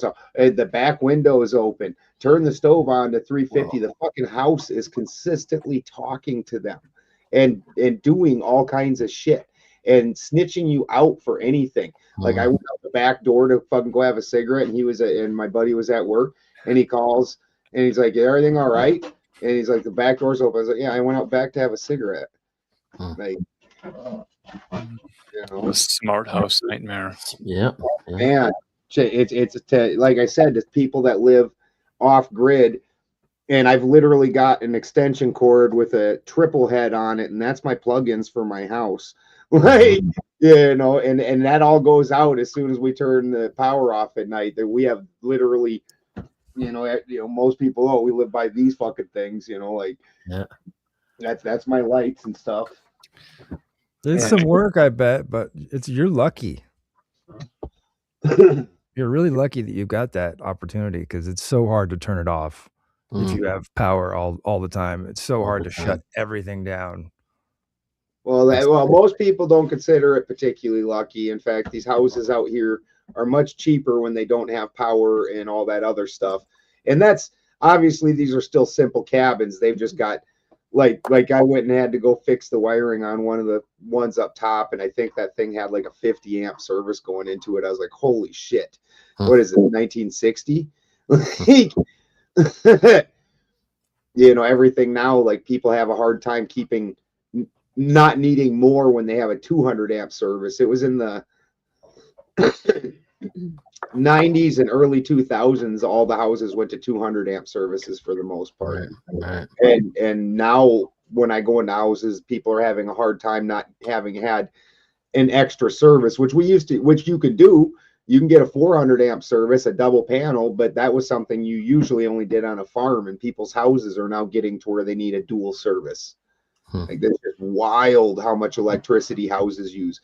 And living off grid the way we do, when I'm in people's houses in the city, I can hear their house. Like the whole house humps. Like a Oh yeah, between all of the tech and then the lighting. Yeah, their whole house humps, and I feel like air conditioning. Yeah. Well, and also consider the fact that you're inside this box, and all the walls are wrapped in these copper fields, and the copper fields are encompassing you. On top of the soup of all the Wi-Fi and the various devices and Bluetooth, and that's why they outlawed lead paint. I think so. I do really think so. Yeah, dude. 3 kids eating a couple of paint chips didn't do it. Yeah. I tell you what, it makes a huge difference. I wasn't sleeping that well, and I started looking into it more. I had a Wi-Fi router in my bedroom, so I took that out, and then it was like a little bit better. But then I ended up getting an EMF meter and beeping around, and I didn't realize it, but right outside of my bed, like right next to the bed, outside of my room was a smart meter, and it was like a harmful amount of radiation, like 3 feet away from the wall, and I was like, "Oh my God." And you just so sitting me in and it all Rachel day. ended up getting some Faraday paint, and we painted the room, and we grounded everything, and oh man, sleeps so much better in there. And like your phone, you can't even really use your phone in there because it doesn't get a signal that well, and it's pretty awesome. Yeah, I'd like to get more Faraday protection. The Faraday paint's awesome. There's got to be a way to like DIY it. Oh yeah. So they also have, if you go to the hardware store, they have blackboard paint that actually has iron in it. Yes. And when you paint, then you can stick magnets to it. And I think that would have a similar effect as a Faraday type paint. The key is to ground it. You have to have something conductive. Like the paint I have is got graphite in it. I mean, it kind of sketches me out because I'm always worried that like one of the light switches is going to short out and shock me when I touch the wall. But I mean, it's grounded, so it would just go through me. But let it pass through you when it is gone. You are all. It does make a difference because I didn't have it grounded for a while, and when I grounded it, it really killed a lot of that. I was like walking through and testing everything. Grounding and then testing military buildings. I've worked in military buildings where they're dead rooms, and they literally have ground rods all through all around that room. Yeah. What do they call those? Those silent little bases. They have them in military base. Yeah. Yes. Yeah. We need to make some of those. Yeah, your cell phones don't work at all in them fucking rooms. Right. Yeah, the key to making a really good one is it has to be shaped like Solomon's temple. Yeah. With the inner and the outer court. Yeah. Right. Which, I mean, again, dude, Trump is the perfect puppet for it. Oh yeah. He is. Yeah. Half the country would be willing to write it off as his own personal vanity and just shrug their shoulders and move on, not even thinking about any of the significance of it. Although there is an exact replica of Solomon's Temple in the city of London and has been for a very long time. He's got what, like a 30% approval rating, and that's of the people they poll even. Right. Like Right. realistically, the guy probably has maybe 10% of the population on his side. It's just the clearer and clearer that gets how much they focus on tiny little groups, and then because of media, they make it appear like that's the rest of us, and it's just fucking not. Oh yeah. Well, I mean, here's the thing. If the dude was popular, the policies were popular, the country was moving in a positive direction, you wouldn't need to build the digital prison grid. You wouldn't Right. need to start wars of distraction so that, you know, your Gaza Technate board can set up 15-minute city infrastructure on the Mediterranean while they're building the North American Technate in, you know, the exact image of Elon Musk's grandfather, Yep. who was one of the original technocrats, Joshua Haldeman. Right. It wouldn't really be fair to call that war a distraction. It has a very serious purpose. It's true, yeah, but I mean, I don't know. The calling it Operation Epstein Fury is pretty spot on as far as that goes. But I mean, it is. It's all, you know, the whole splitting the planet up into BRICS countries and US dollar dominated countries. That's you know, all that is baby steps toward that international technate. Right. You know, it's a consolidation effort. It's like the Ellisons buying up all of the media. Well, and it's also like Eurasia versus Britannia, and you know, then you got your social 100%. media with your 2 minutes of hate every day, and then you go about your business. I mean, we're there. We're in 1984. When the Ukraine war started, I told the audience, I was like, dude, it's only a matter of time before, you know, Oceania was always at war with Eurasia. Right. And that was February of 2022. War's peace. Right. Straight up what they're saying too. Right. Yeah. This is the peace president. This is peace through strength. Yep. This is, you have a country with natural resources that are going to help power our prison grid. Great. That's our shit now. Yep. Oh, you don't like it? Okay. Well, you can suck it. Well, and no, then actually the whole dick this time, not even the tip. The tip, yeah. But they set it up in regard to the Hegelian dialect so that no matter how it falls, it cuts both ways, and people don't necessarily understand that they're playing the sides against each other and using the order out of chaos. The dialectic of the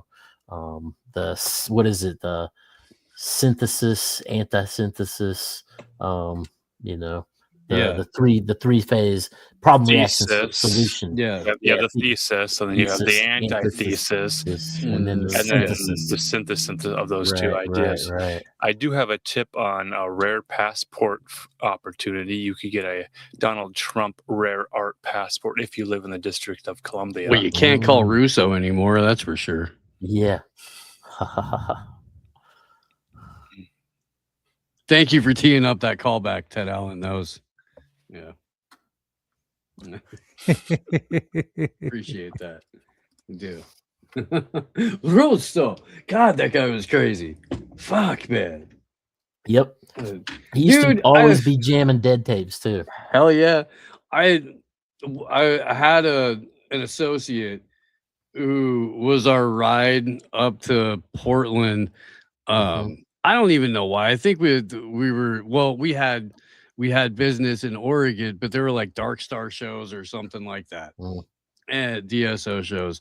And it was at Crystal Palace. I remember that because it's one of my favorite venues on the planet with the bouncing ballroom floor and stuff. That's a ballroom right there, the Crystal Palace in Portland, Oregon. Fuck Trump, dude. That thing's awesome. I don't know if Lucy's still in the chat. She was the one bringing up the Wrecking Crew. But who should wind up in that van, and of course, ill fate befell us, but fucking Fast Eddie. Oh yeah. And so Fast Ed's in the van, so of course a wheel literally falls off the van, shears off the lug nuts, wheel falls off the van. Ben, we are in between. Let's see, where did I think we wound back up?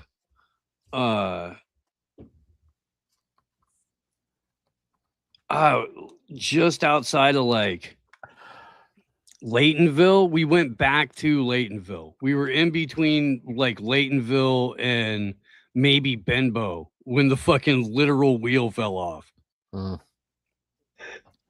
Managed to get to a house and wake somebody up and get a tow truck there before the fucking sheriff pulled up. So we all woke up in this fucking van, like in the parking lot where it was going to get worked on the next day. And then we all just sort of wandered around. Ed got a shopping cart immediately. It was a fucking spectacle. Shopping cart. Absolute spectacle. Yeah. For hauling your stuff around?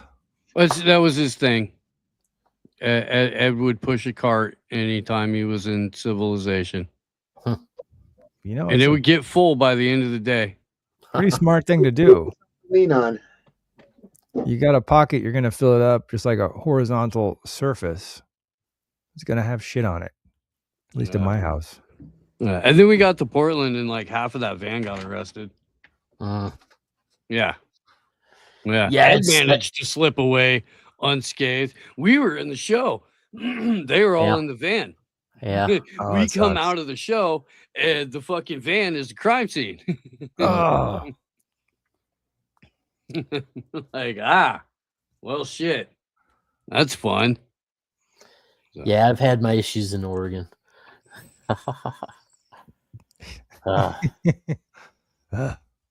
It's getting so much worse. Oh, right? Than it used to be. Yeah. Getting harder and harder for the pirates to be slippery. It's true, man. Like dodging Oregon cops was easy as long as you remembered not to go in with California plates. Well, so at the time, one time when I was in Oregon, Portland, I had Arkansas plates at the time, and they came and apparently they towed my car away. And when I called the police, they were like, "Oh yeah, we were looking for that Arkansas car. People were telling us about that Arkansas car." Oh, and so finally we get down to the, and this is the Grateful Dead were playing at a horse track at the time. And we finally got down to where they were holding the car, and it was these bikers that were, tow truck operators. And, we're standing there, and the lady comes riding out in this drop top Mercedes, and she's got a pistol in one hand, and she's got a handle of vodka in the other hand. And, she was all upset because we had this little wolf mixed shepherd dog, and, the puppy was making the junkyard dogs fight. And so they wanted my number so I could pay the medical bills for their dog. Oh, geez. But they finally give us our car back, right? And this was on a holiday weekend. So, but we get our car back, and they had popped the trunk lock and basically taken all our dog food and a bunch of stuff out of the trunk, So then I got to rope the trunk on for the rest of the trip. It's just, it was a mess. So, I met some really shady tow truck folks. Oh yeah. Like it's illegal to do, but these guys would just go trolling around parking lots, and they have a computer where they can look up a license plate and find out if it's impounded or whatever. Right. And you're not supposed to just like fish and just like type in every car, but they would do that. And they would take the car, they would root through it and steal anything that was worth anything. Yep. Like computers, fireworks. They had all this stuff that they were stealing, and then they would charge somebody $350 for the tow to impound it, and then they would charge them another $350 for fee. all this stuff. It was like $600 or $700 by the time You know, even if it was a Road mistake. pirates. Yeah, They are highwaymen 100%. it's just disgusting. You know? The one that disgusted me was when my truck got stolen in Vegas. They didn't get it back forever, and then they're like, "You need to come get it back now," and they put it into a fucking impound yard, and you have to go put it impound. You're like, on my stolen vehicle, and then by the time they got the letter to my house, and realized that they had my truck and all that, they've had that thing for 2 weeks, and I've got to drive back to Vegas to go get it. I'm like, shit, I'm already at the price of the truck. Yeah. Well, they're going to auction it off if nobody claims it, right? Right. And, Did we get a super chat coming through? Oh, that was a while back. Yeah, I just forgot to bring it up there. There it is. Drip. Thank you, Spin. Love to see the green on the screen. Right. Well, but it's interesting, as far as they have the flock cameras now, but you go back into the 80s and the 90s, and when you would go to these huge festivals or these rainbow gatherings, they would basically have cars, like unmarked cars that would drive through with cameras, and they would film every single license plate that was up in the place, Yup. And so, I mean, from going way back in the 80s, I've always been, anti-disestablishmentarianist, against the overreach of the state per se, They rolled around with those cameras filming everybody, and then they unleashed, what was it, Operation Dead End with all the Dreddy Fetties and all that shit. Yeah, for Like sure. in 89 to 92, rolled up the whole Fluff family and all that shit. Yep, I remember that. Yeah. I was just a couple of years ago when some of those guys started getting out. Yeah. When did Jerry die? 95. Yeah. I was on a debate panel with a cop, and he flat said even today he goes to the shadier motels and just pull through the parking lot and just run every plate in the parking lot. Yeah.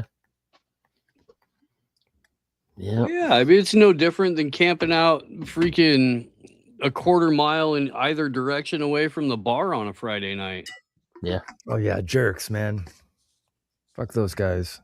Right? The one DUI I got. I can't have a little fun.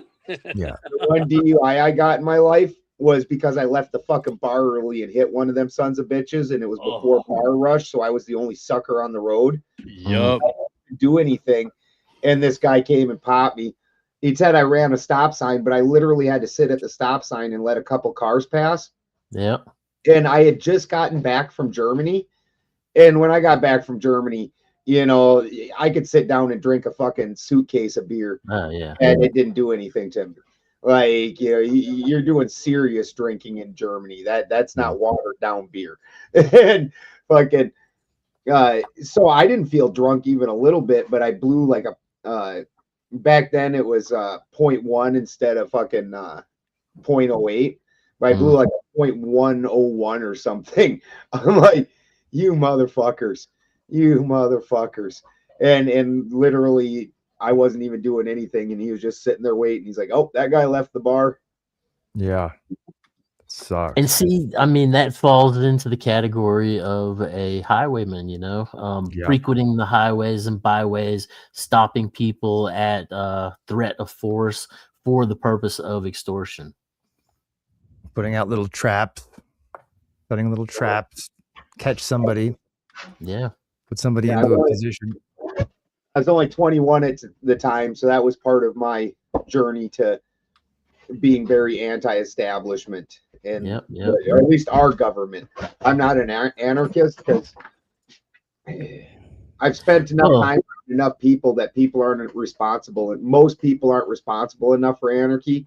Like I live in Northern California, and there is about 5,000 closed communes within a stone's throw of my house. Oh, I bet. And those things are always, they end up going the same route.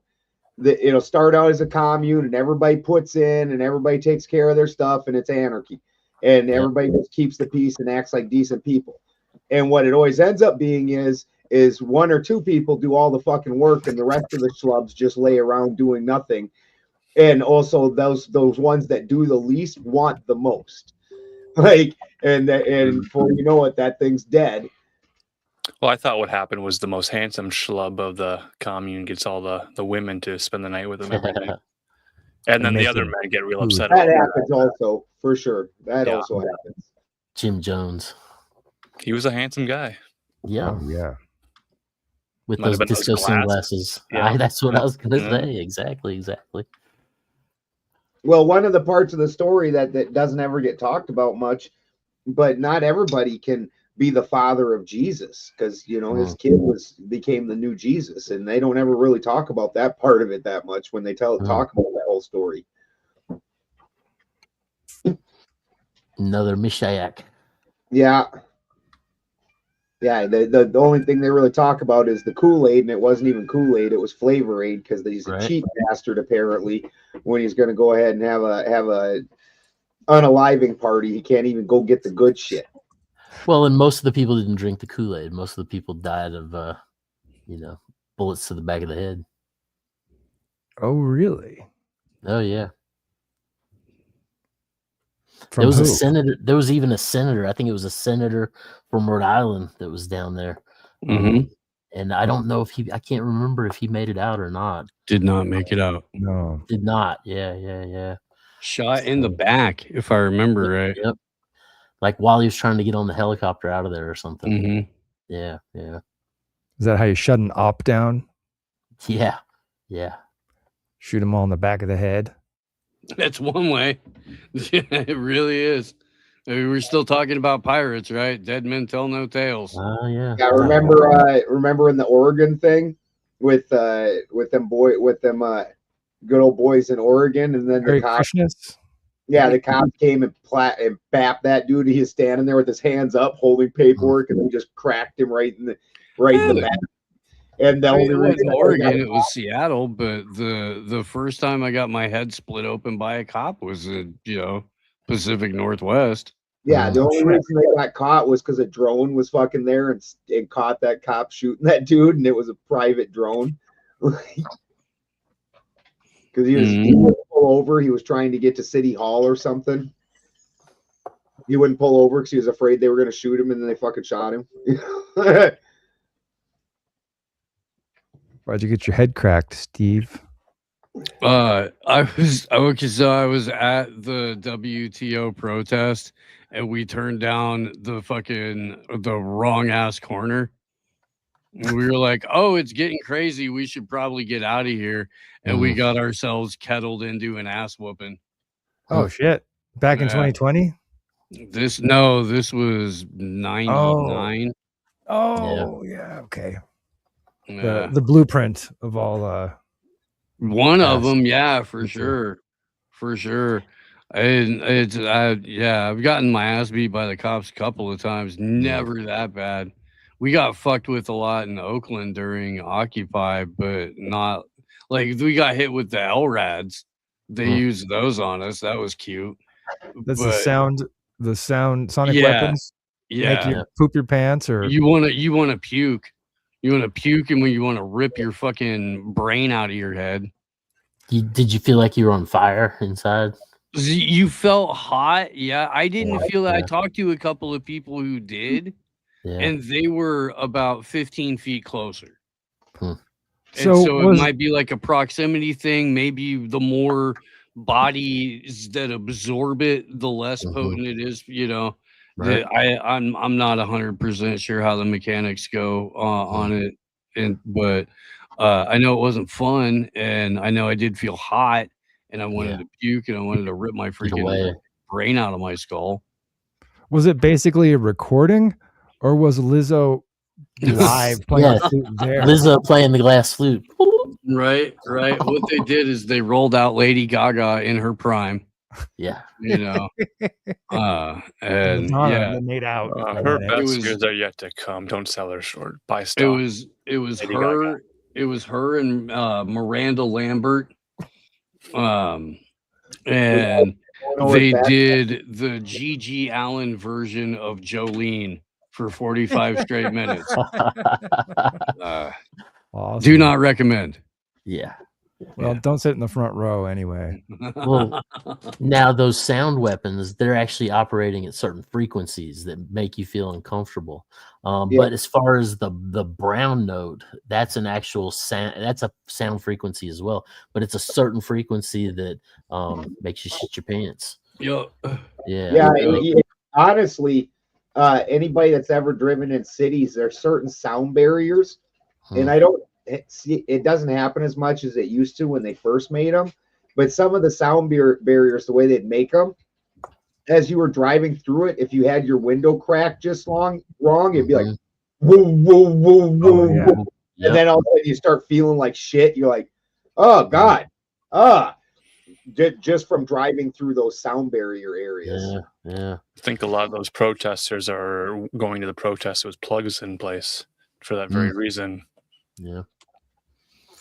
Well, and then also, well, like butt plugs for the brown note. Is that what you're alluding to, Ted Allen? To keep it from you naughty minx. Well, and I was going to say, in regard to those sound frequencies, now you're starting to see them use binaural beats when you're watching movies and television that affect your sensibilities and make you feel euphoric or sad, or and depending on the structure of the binaural beat.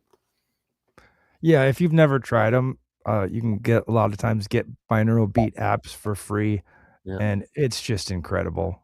Like I've messed around with it like to relax, or I hurt my back really bad and I was like in so much pain.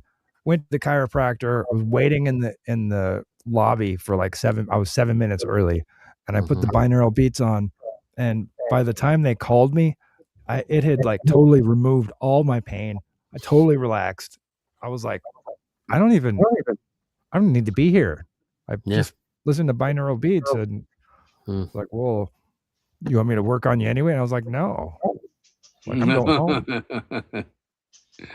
Great. Now, and he's like, great, that'll be $130 just for shaking hands. Yeah. Does anybody have experience with those little circuit boards that create the different frequencies? Oh, the Rife machines? Yeah.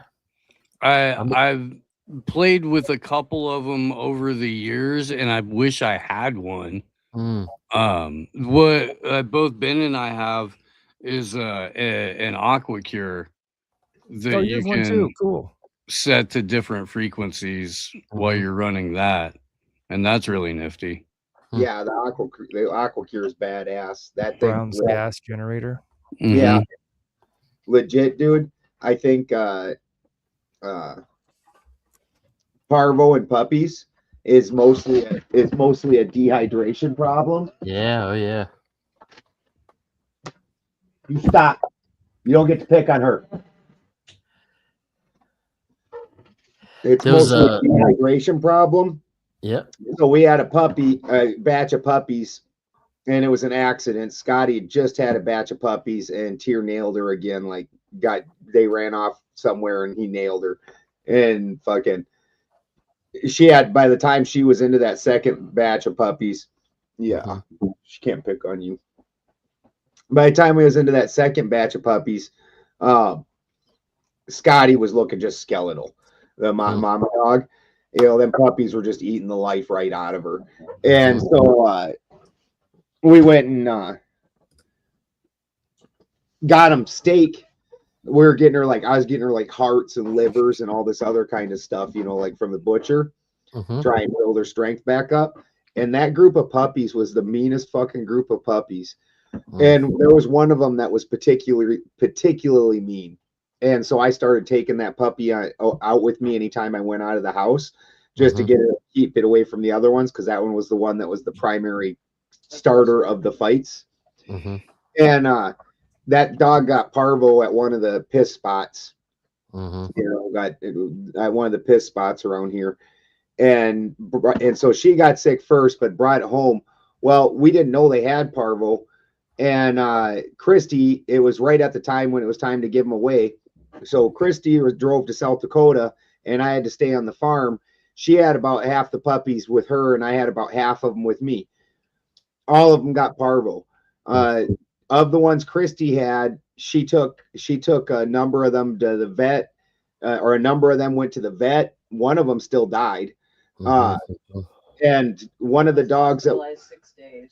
and one of the dogs that we had here is Brian's dog, my farm partner, and it was his dog, and that dog parvo shit like 20 times that night. And the next day we wake up and she's all lethargic, and she's going down. And I was freaking out, and I was like, I don't know what the fuck to do. And then I was like, the fucking AquaCure. And so I went to the store and I got some low sodium bone broth, and then I put the AquaCure in it and hydrogened it up and gave it to her. And like 15 minutes later, she was up and playing and felt just fine. And we gave it to all the other dogs, and we never had a problem with it here. After that, that was the end of the parvo problems. Like, she was still sick a couple days, but she wasn't like deathly ill, and she did, and she's just fine. He still has her. She's a beautiful dog, super sweet girl. And they say you can't overdo it with that hydrogen gas. Yeah, no matter what. Anyway, it's in the air. Well, you're making everything. But you're making most of the time you're making your body do that electrolysis, and your body has to go through a lot of work. That's why, like, when you drink water, you piss out most of it. Most of it just flushes through. Well, when you do this, what it does is it changes the shape of the molecule. So normally H2O is kind of a triangle, right? And it's a very, very stable shape. It's hard to break apart. Where it turns it into it's still H2O, but it's basically OHH and Brown's gas machine. So it turns it into more of a straight line with a tail, and that last hydrogen breaks off super easy. Right. So it's really just kind of rearranging the molecule and making it so it comes apart super easy. It's called an AquaCure, Neil. And they also sell those hydrogen tablets now that you can throw in your water. I've seen those. I wonder what the deal is there. Is it a chemical? I think it's just releasing hydrogen, which increases the hydrogen bonds in the water, and just overdoes it. So they just come. Yeah. Maybe there's hydrogen in it, suspended in the capsule, and then in the capsules, just unbinds. I built a hydrogen cell, and it's pretty awesome. I was gonna run a generator with it, but I was like, this thing needs to go on steroids, and so I ended up figuring out how to build one that actually separates and collects the hydrogen and oxygen with like two containers, and then the anode and cathode separated. So I mean, they both go into the water, but when the bubbles come, they go up, and there's a hydrogen side and a oxygen side.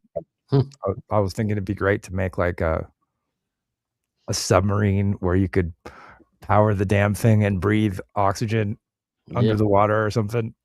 Nice. He was very slim that day. So also with the hydrogen gas, if you go in, in Germany especially, there's a lot of blood clinics where you go in and they pull your blood out and they'll inject hydrogen gas or ozone into it as well. Ozone. Yeah. Ozone is O3. You don't have any hydrogen, but what ozone is going to do is that it's going to basically catch everything. Oxygen is like your great grabber.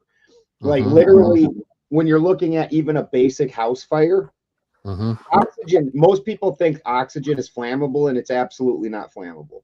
There's no explosion out of oxygen. But what oxygen does is it bonds with the carbon and moves the carbon away from the reaction. So now the reaction can happen. And so if you throw a bunch of pure oxygen in there, the reaction can happen faster because all that oxygen is grabbing all the carbon pieces that are breaking away. That's why, like, when you in the winter, at night you shut down your flue, you shut down your drafts, and you get and Right. it's all that carbon stays in there, and the fire doesn't burn, and it just Right. dies down. Yeah. It's that oxygen is grabbing them carbon particles and whisking them away. Mm. So when you put O3 in there, what you're trying to do is grab, like, I got to imagine that this is grabbing like free radicals and shit like Right. that Right. to Well, and snatch so it onto. what they'll do is they'll take the blood and then they'll put the ozone in it and shake it up, and the blood becomes like electric pink. And then they put the blood back into you. And this was actually a process that Nikola Tesla came up with. See, now he this call is it? such a fascinating subject because this is something that I worked on for my personal cosmology I've been putting together. Mm-hmm. When you look at the blood or the heart, one side is your oxygen is the side that puts oxygen in, Mm-hmm. and that's your reddish blood. On the Right. flip side is your blue blood, Mm-hmm. and that's your hydrogen blood. One side's iron. The iron's what's drawing your oxygen. The other side, it's copper, and the copper is what's it's drawing copper on that side. Mm-hmm. So the copper's drawing hydrogen. That's part of why, like, you use copper items in your soil, because that actually attracts the hydrogen. It doesn't repel it or the same way. So that's the two warring items. So like the way your body functions, the oxygen we just talked about, it takes away the things that are reacting. Mm-hmm. What the hydrogen is going to do, like, let's say you eat some food, the oxygen starts taking away all the carbon and all the parts that your body's not going to use, and then you're trying to break it down into ATP and the minerals. Right. Well, then at that point in time, minerals are crystals. That doesn't naturally go into your body, and so what you need is that hydrogen in order to allow that crystal to incorporate into your system. So you have the two parts that are making your body work. It's super fascinating. And as far as the hydrogen in the water, that is what is hydrogenating you. Yes. It's the hydrogen is the wet portion of it. Right. Yeah. That's why when you're dehydrated, it doesn't have anything to do with water, really. This is part of why this AquaCure works so well with that. Because when you're dehydrated, you need hydrogen. And it's shocking how fast you will rehydrate. Like when Christy and I go on road trips, especially, we end up getting dehydrated, and we love using this at the end of a road trip because it fixes you up right now. Right away. And I tell you another thing that it does that's super interesting, because you breathe a lot of it. That's actually George Weissman, the guy who invented this, said he very seldomly drinks any water because he just forgets because he's always so well hydrated. Yeah. But like myself, I'm a smoker. About 10 days after I started using this, my lungs were just feeling heavy. And I started coughing up, probably 20 years of smoker's gunk that was, locked into my lungs. And I think it was hydrating that stuff and making it heavier. And then my body was able to eject it. And because it didn't last very long, but for a while I was coughing up just nasty. And that was absolutely amazing.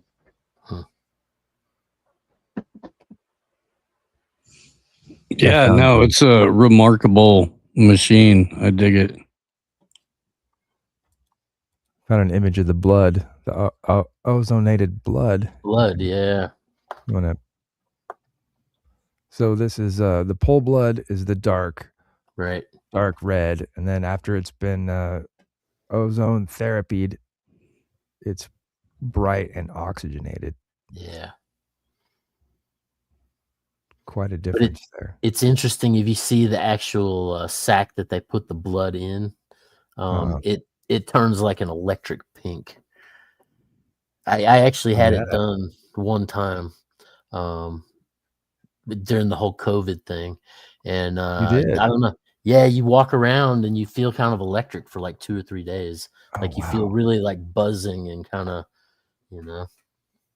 But I know people that actually go get it done every month because of some of the health problems that they have. Where do you go to get it done? Are there is it just like a naturopath or something? Or Yeah. some phlebotomist who's A got some local, kind of shop in their garage? local lady that rents a little office building that she travels between 3 different places, and she's a naturopath. Yeah. Well, where Oh, that's you are, great. Jim, I believe you go see Henry Rollins. Yeah. He's got a little shop down in a basement somewhere, and it's not going to be particularly clean, but you'll be all right. Look for the Dr. black Binway. flag. Yeah, I think no. You want to wear your shoes down in Henry Rollins' basement, and your feet stick to the floor. Then I don't like shoes that cover your toes. Absolutely shoes that cover your toes. And they go up to your upper thighs, and then you have a rubber suit that you tuck into your boots. And Don't he's worry, just he's gonna going to give you some strong antibiotics before you go. It's okay. Yeah. Give us a few days. We'll have the ebook Phlebotomy for you and me out.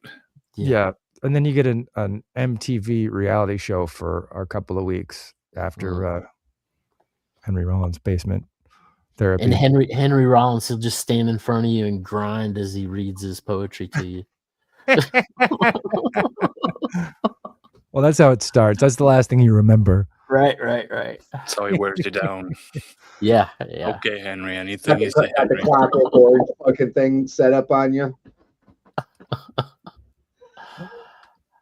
Yeah, I don't know how he did that. Got famous, that Henry Rollins guy. Well, his dad was a speechwriter for Nixon. Yeah. And he Isn't was that plugged into the DC punk scene before he was inserted into Black Flag as a non-founding member.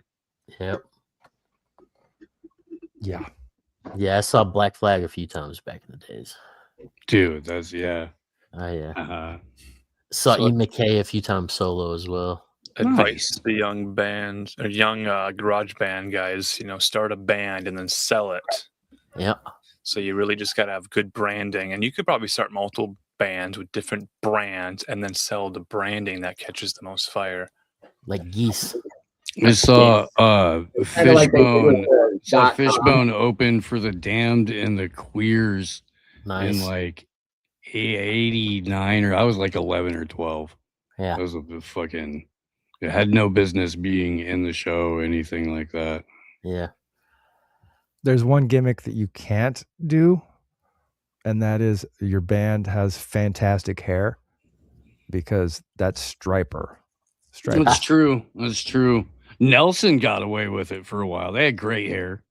That's why the Newsboys lead singers were just shaving their heads for a while. Mm. And then they got a black guy with dreads, and he refuses to shave his head for some reason. Yeah, dreads, Yeah. But yeah, I don't know, man. It's so much of the music scene really is a Tavistock creation that, like, it's once you know that, it kind of makes it easy to, at least on a musical and pure talent level, enjoy a lot of shit that you don't have to hitch your whole entire existence to it. You can just enjoy it. Right. I went like the other way. As soon as I learned all that, I was like, I can't listen to any of it. Yeah. Like I know, man. I spent a long time not listening to a lot of music. And it's whatever. It's knowing what it is, like, changes stuff about it, but it's most of it still holds up. Most of it does. Like Clarence Creedwater, that gets in your head. It's good stuff. You ready to run through the jungle, Ted Jimsworthy? Absolutely. I gotta admit, it's hard. It's hard to beat Creedence. They're a good time. So I just saw the main guy there. What's his name? Fogerty? John Fogerty, right? He did a show with String Cheese Incident out at Red Rocks that I caught, Cool. and he was talking about in between songs the fact that he just got the rights to all his music back just here within the last year or so. That the corporate industry had basically held it hostage for years and years, and he just He got all the licensing he back was to on himself. Rogan, Robbie. Yeah. I don't know if you saw that or not, but they were talking No. about how it was the CIA that was directly Right, involved in the theft of right. his music. I did hear about that. Yeah, yeah. Wow. I guess he didn't say that on stage, but I mean, No. But it just goes to show that once anything gets to a certain point, these outside interests kind of come in and start to poke it, play with it, see what they can get out of it, you know? Right, man, dude. Trying to think of other really good, not necessarily CCR, but they were pumping the military full of like Disturbed and Corn and shit like that during the second Iraq War. Remember that. Well, and do you remember the whole as far as the British invasion with the Beatles and whatnot? But previous to that, you know about the ships we had off the coast of England, and we were broadcasting rock and roll in to degrade their populace. I mean, and I don't know, it's just interesting because when you look at the foundation of America, you know, getting into the Tea Party and all the stuff that happened in Aquidneck Island even before that, but just the dichotomy between America and England. And then you get into like Cecil Rhodes and the roundtable groups, you know, and the Council of Foreign Relations, and you get into all these various things. And it's just, you know, we've kind of eternally been at war with the crown, kind of in a subvert kind of level that most people don't even realize or think about. Well, it's the Anglo-American establishment And Quigley, yeah. And You know? that's I mean, at a foundational level, and then you incorporate the merger with, which ultimately is a crown project too, but the Zionist entity for sure. There's no Zionist entity without Balfour and Rothschild. Correct. So you can ultimately look at that as, I mean, the way I see it is that it's just there's been a relocation of the capital of Rome for several thousand years, couple thousand years, and this is the wind down period of it being in the District of Columbia, and it's going to relocate again. I like to think of it like this organization, a Masonic organization, leased this country from the crown about 250 years ago, and it was a 250-year lease. They got to do some experiments on some stuff, and but I mean, all the presidents were all cousins of the royal family, you know, and George V, yeah. We still honor the crown, even though we're like, fuck you. That doesn't really happen. Right. We're just part of their army in World War II. I don't think that it was really a separation. It was just a facade.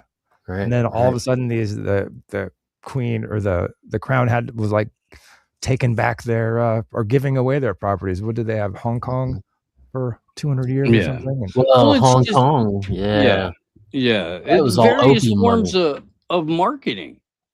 You can't take a population that hasn't been culturally conquered for centuries, like you can't take the methods of that like you use in Asia or you use in the Middle East and implement them in the West overnight.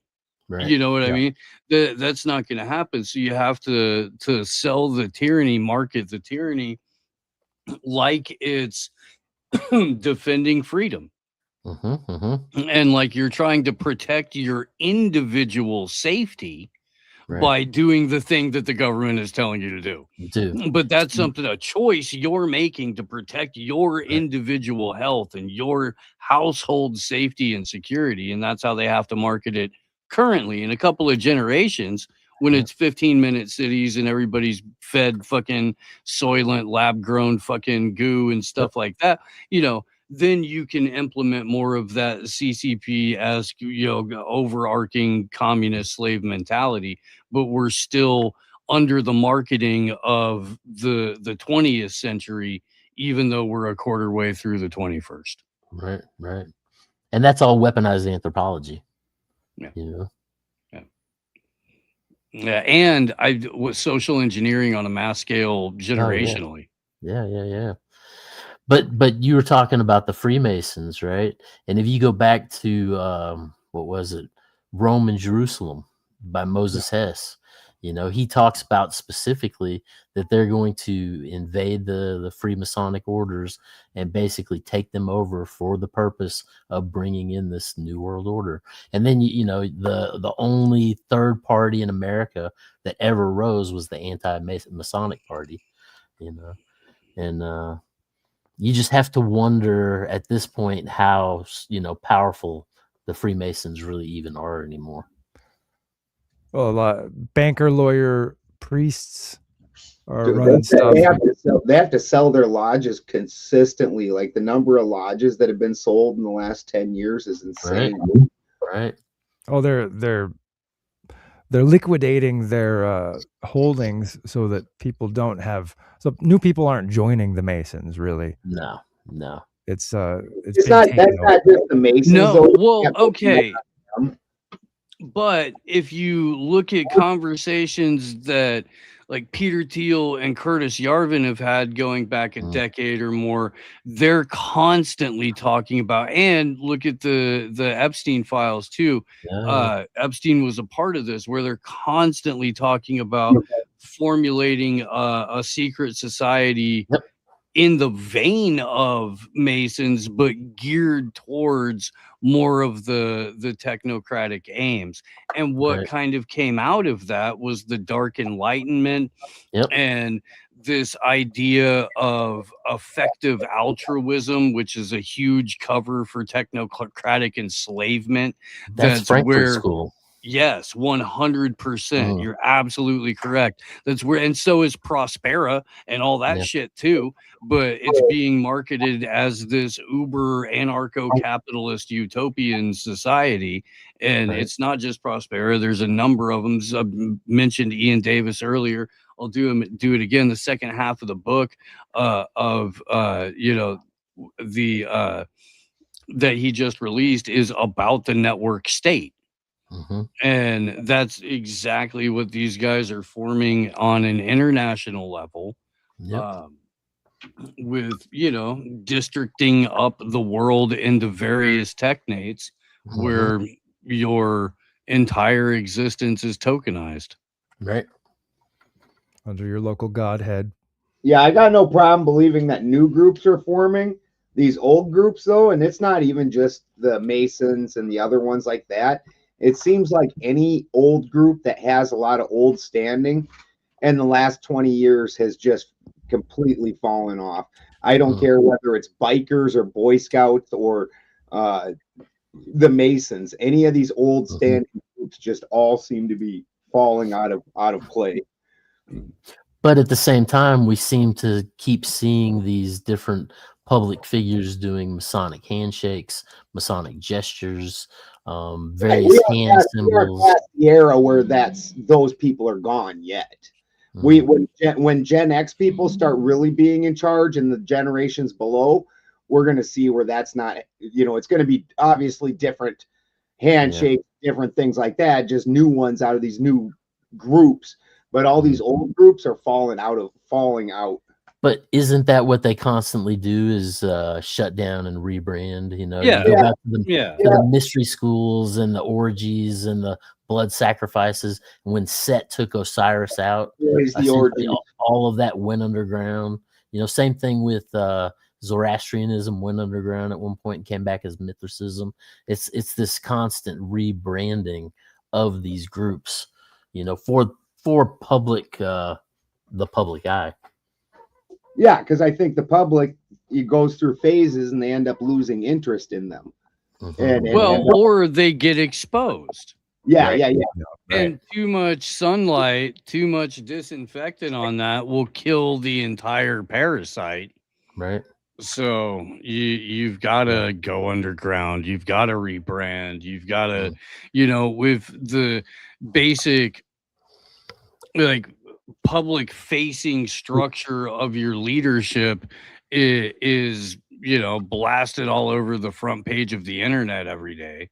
Mhm. People know who they are. Then Right. yeah, you've got to you know, but I mean there's still all of the you know, economic groups. There's still Bilderberg that meets every year. That's a bloodline thing. One of the even the Bloomberg forums that they've been doing for the last like 8 or 9 years. Those are all that's more of the Chinese immortal families and the Eastern interests and concerns of power wrapped up in the Bloomberg forums, but they went straight to South America, I think in 2022, and tried to establish a presence there. Then all of a sudden, the Chinese Belt Road Initiative is exploding all over the South American coastline. So they had to make a play for Argentinian Patagonia. And so they installed Bibi Milikowski's cousin, you know, fucking Javier Milei in Argentina. And now there's like 6 Israeli real estate investors that own 2/3 of the country. Yeah. What about and like they're talking about bringing in, what was it, 60,000 or something? Initially, yeah, but Israelis, they said 300,000 in 5 years. Okay. Papa Smurf, Michael Bloomberg. Papa Smurf. He's what did he do? He created a stock app, trading app for the stock market. That's a powerful freaking technate right there. Now he's got the Bloomberg building in the city of London. It's got a Mithras temple inside of it. Right. Yeah. Tracy Twyman got into that quite a bit. Yeah. Mithras somewhere else. Yeah. Didn't he move? It was across the street and a block away. They uncovered it like 50, like in the 70s, and then they put it in a museum or something. They dismantled it, and then he brought it back. Yep. And built his technate empire building around it, over the top of it. And Mithras, when you get into Mithraism, you know, it has all of the same attributes and qualities of Christ and Christianity in regard to, you know, the winter solstice, the feast, the rising into heaven, you know, the death and the rebirth. It's all, you know, very simpatico.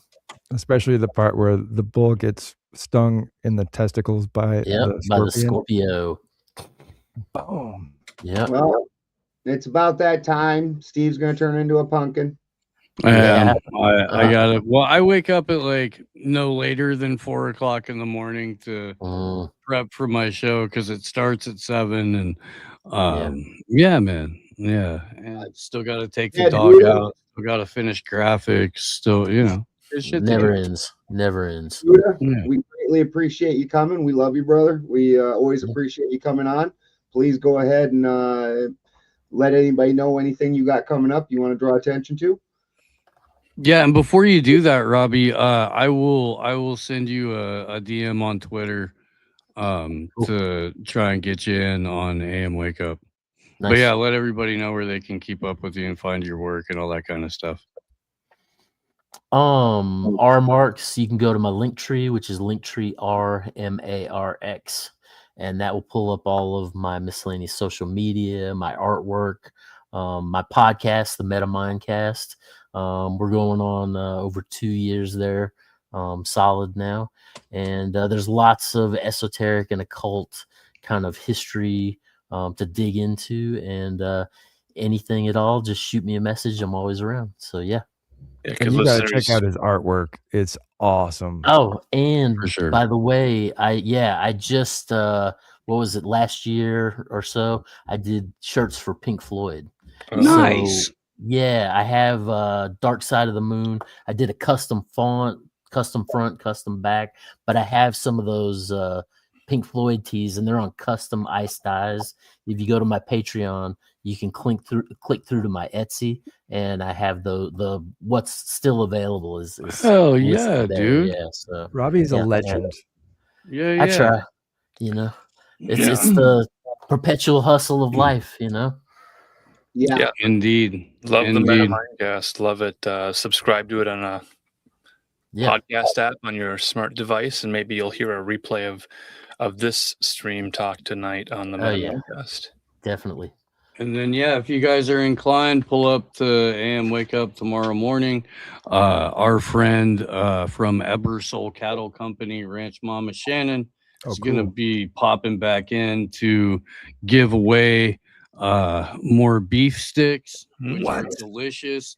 And right now, I haven't mentioned this, but if I haven't mentioned this on this show, if you're watching my show, you can enter to win around 50 pounds of premium grass-fed, grass-finished, no GMO, no mRNA, no bullshit premium Iowa beef.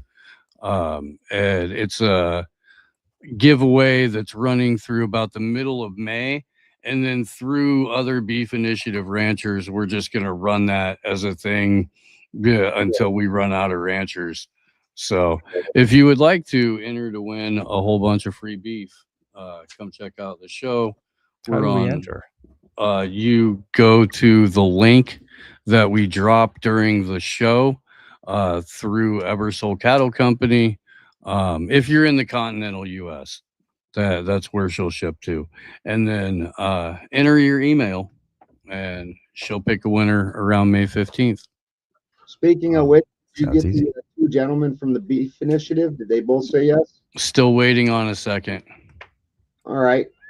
With that said, I just had a couple real excellent shows over on Sarah Tomato. One of them was non-dualism, and the other one was on Germanic heathenry versus Christianity.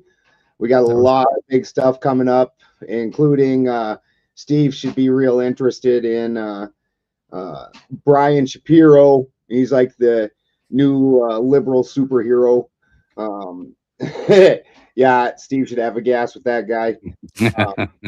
And we got some other big things. The Beef Initiative guys are going to come in. We're going to do a talk on beef and and some of the problems and solutions that we're going through, or some of the problems we're going through and some of the solutions they have. And a lot of other good stuff. Oh, Neil, the Gnostic informant is coming on. So that should be a whole lot of fun. A lot of good stuff coming up, guys. So, Sweet. and of course, we'll be on the after show.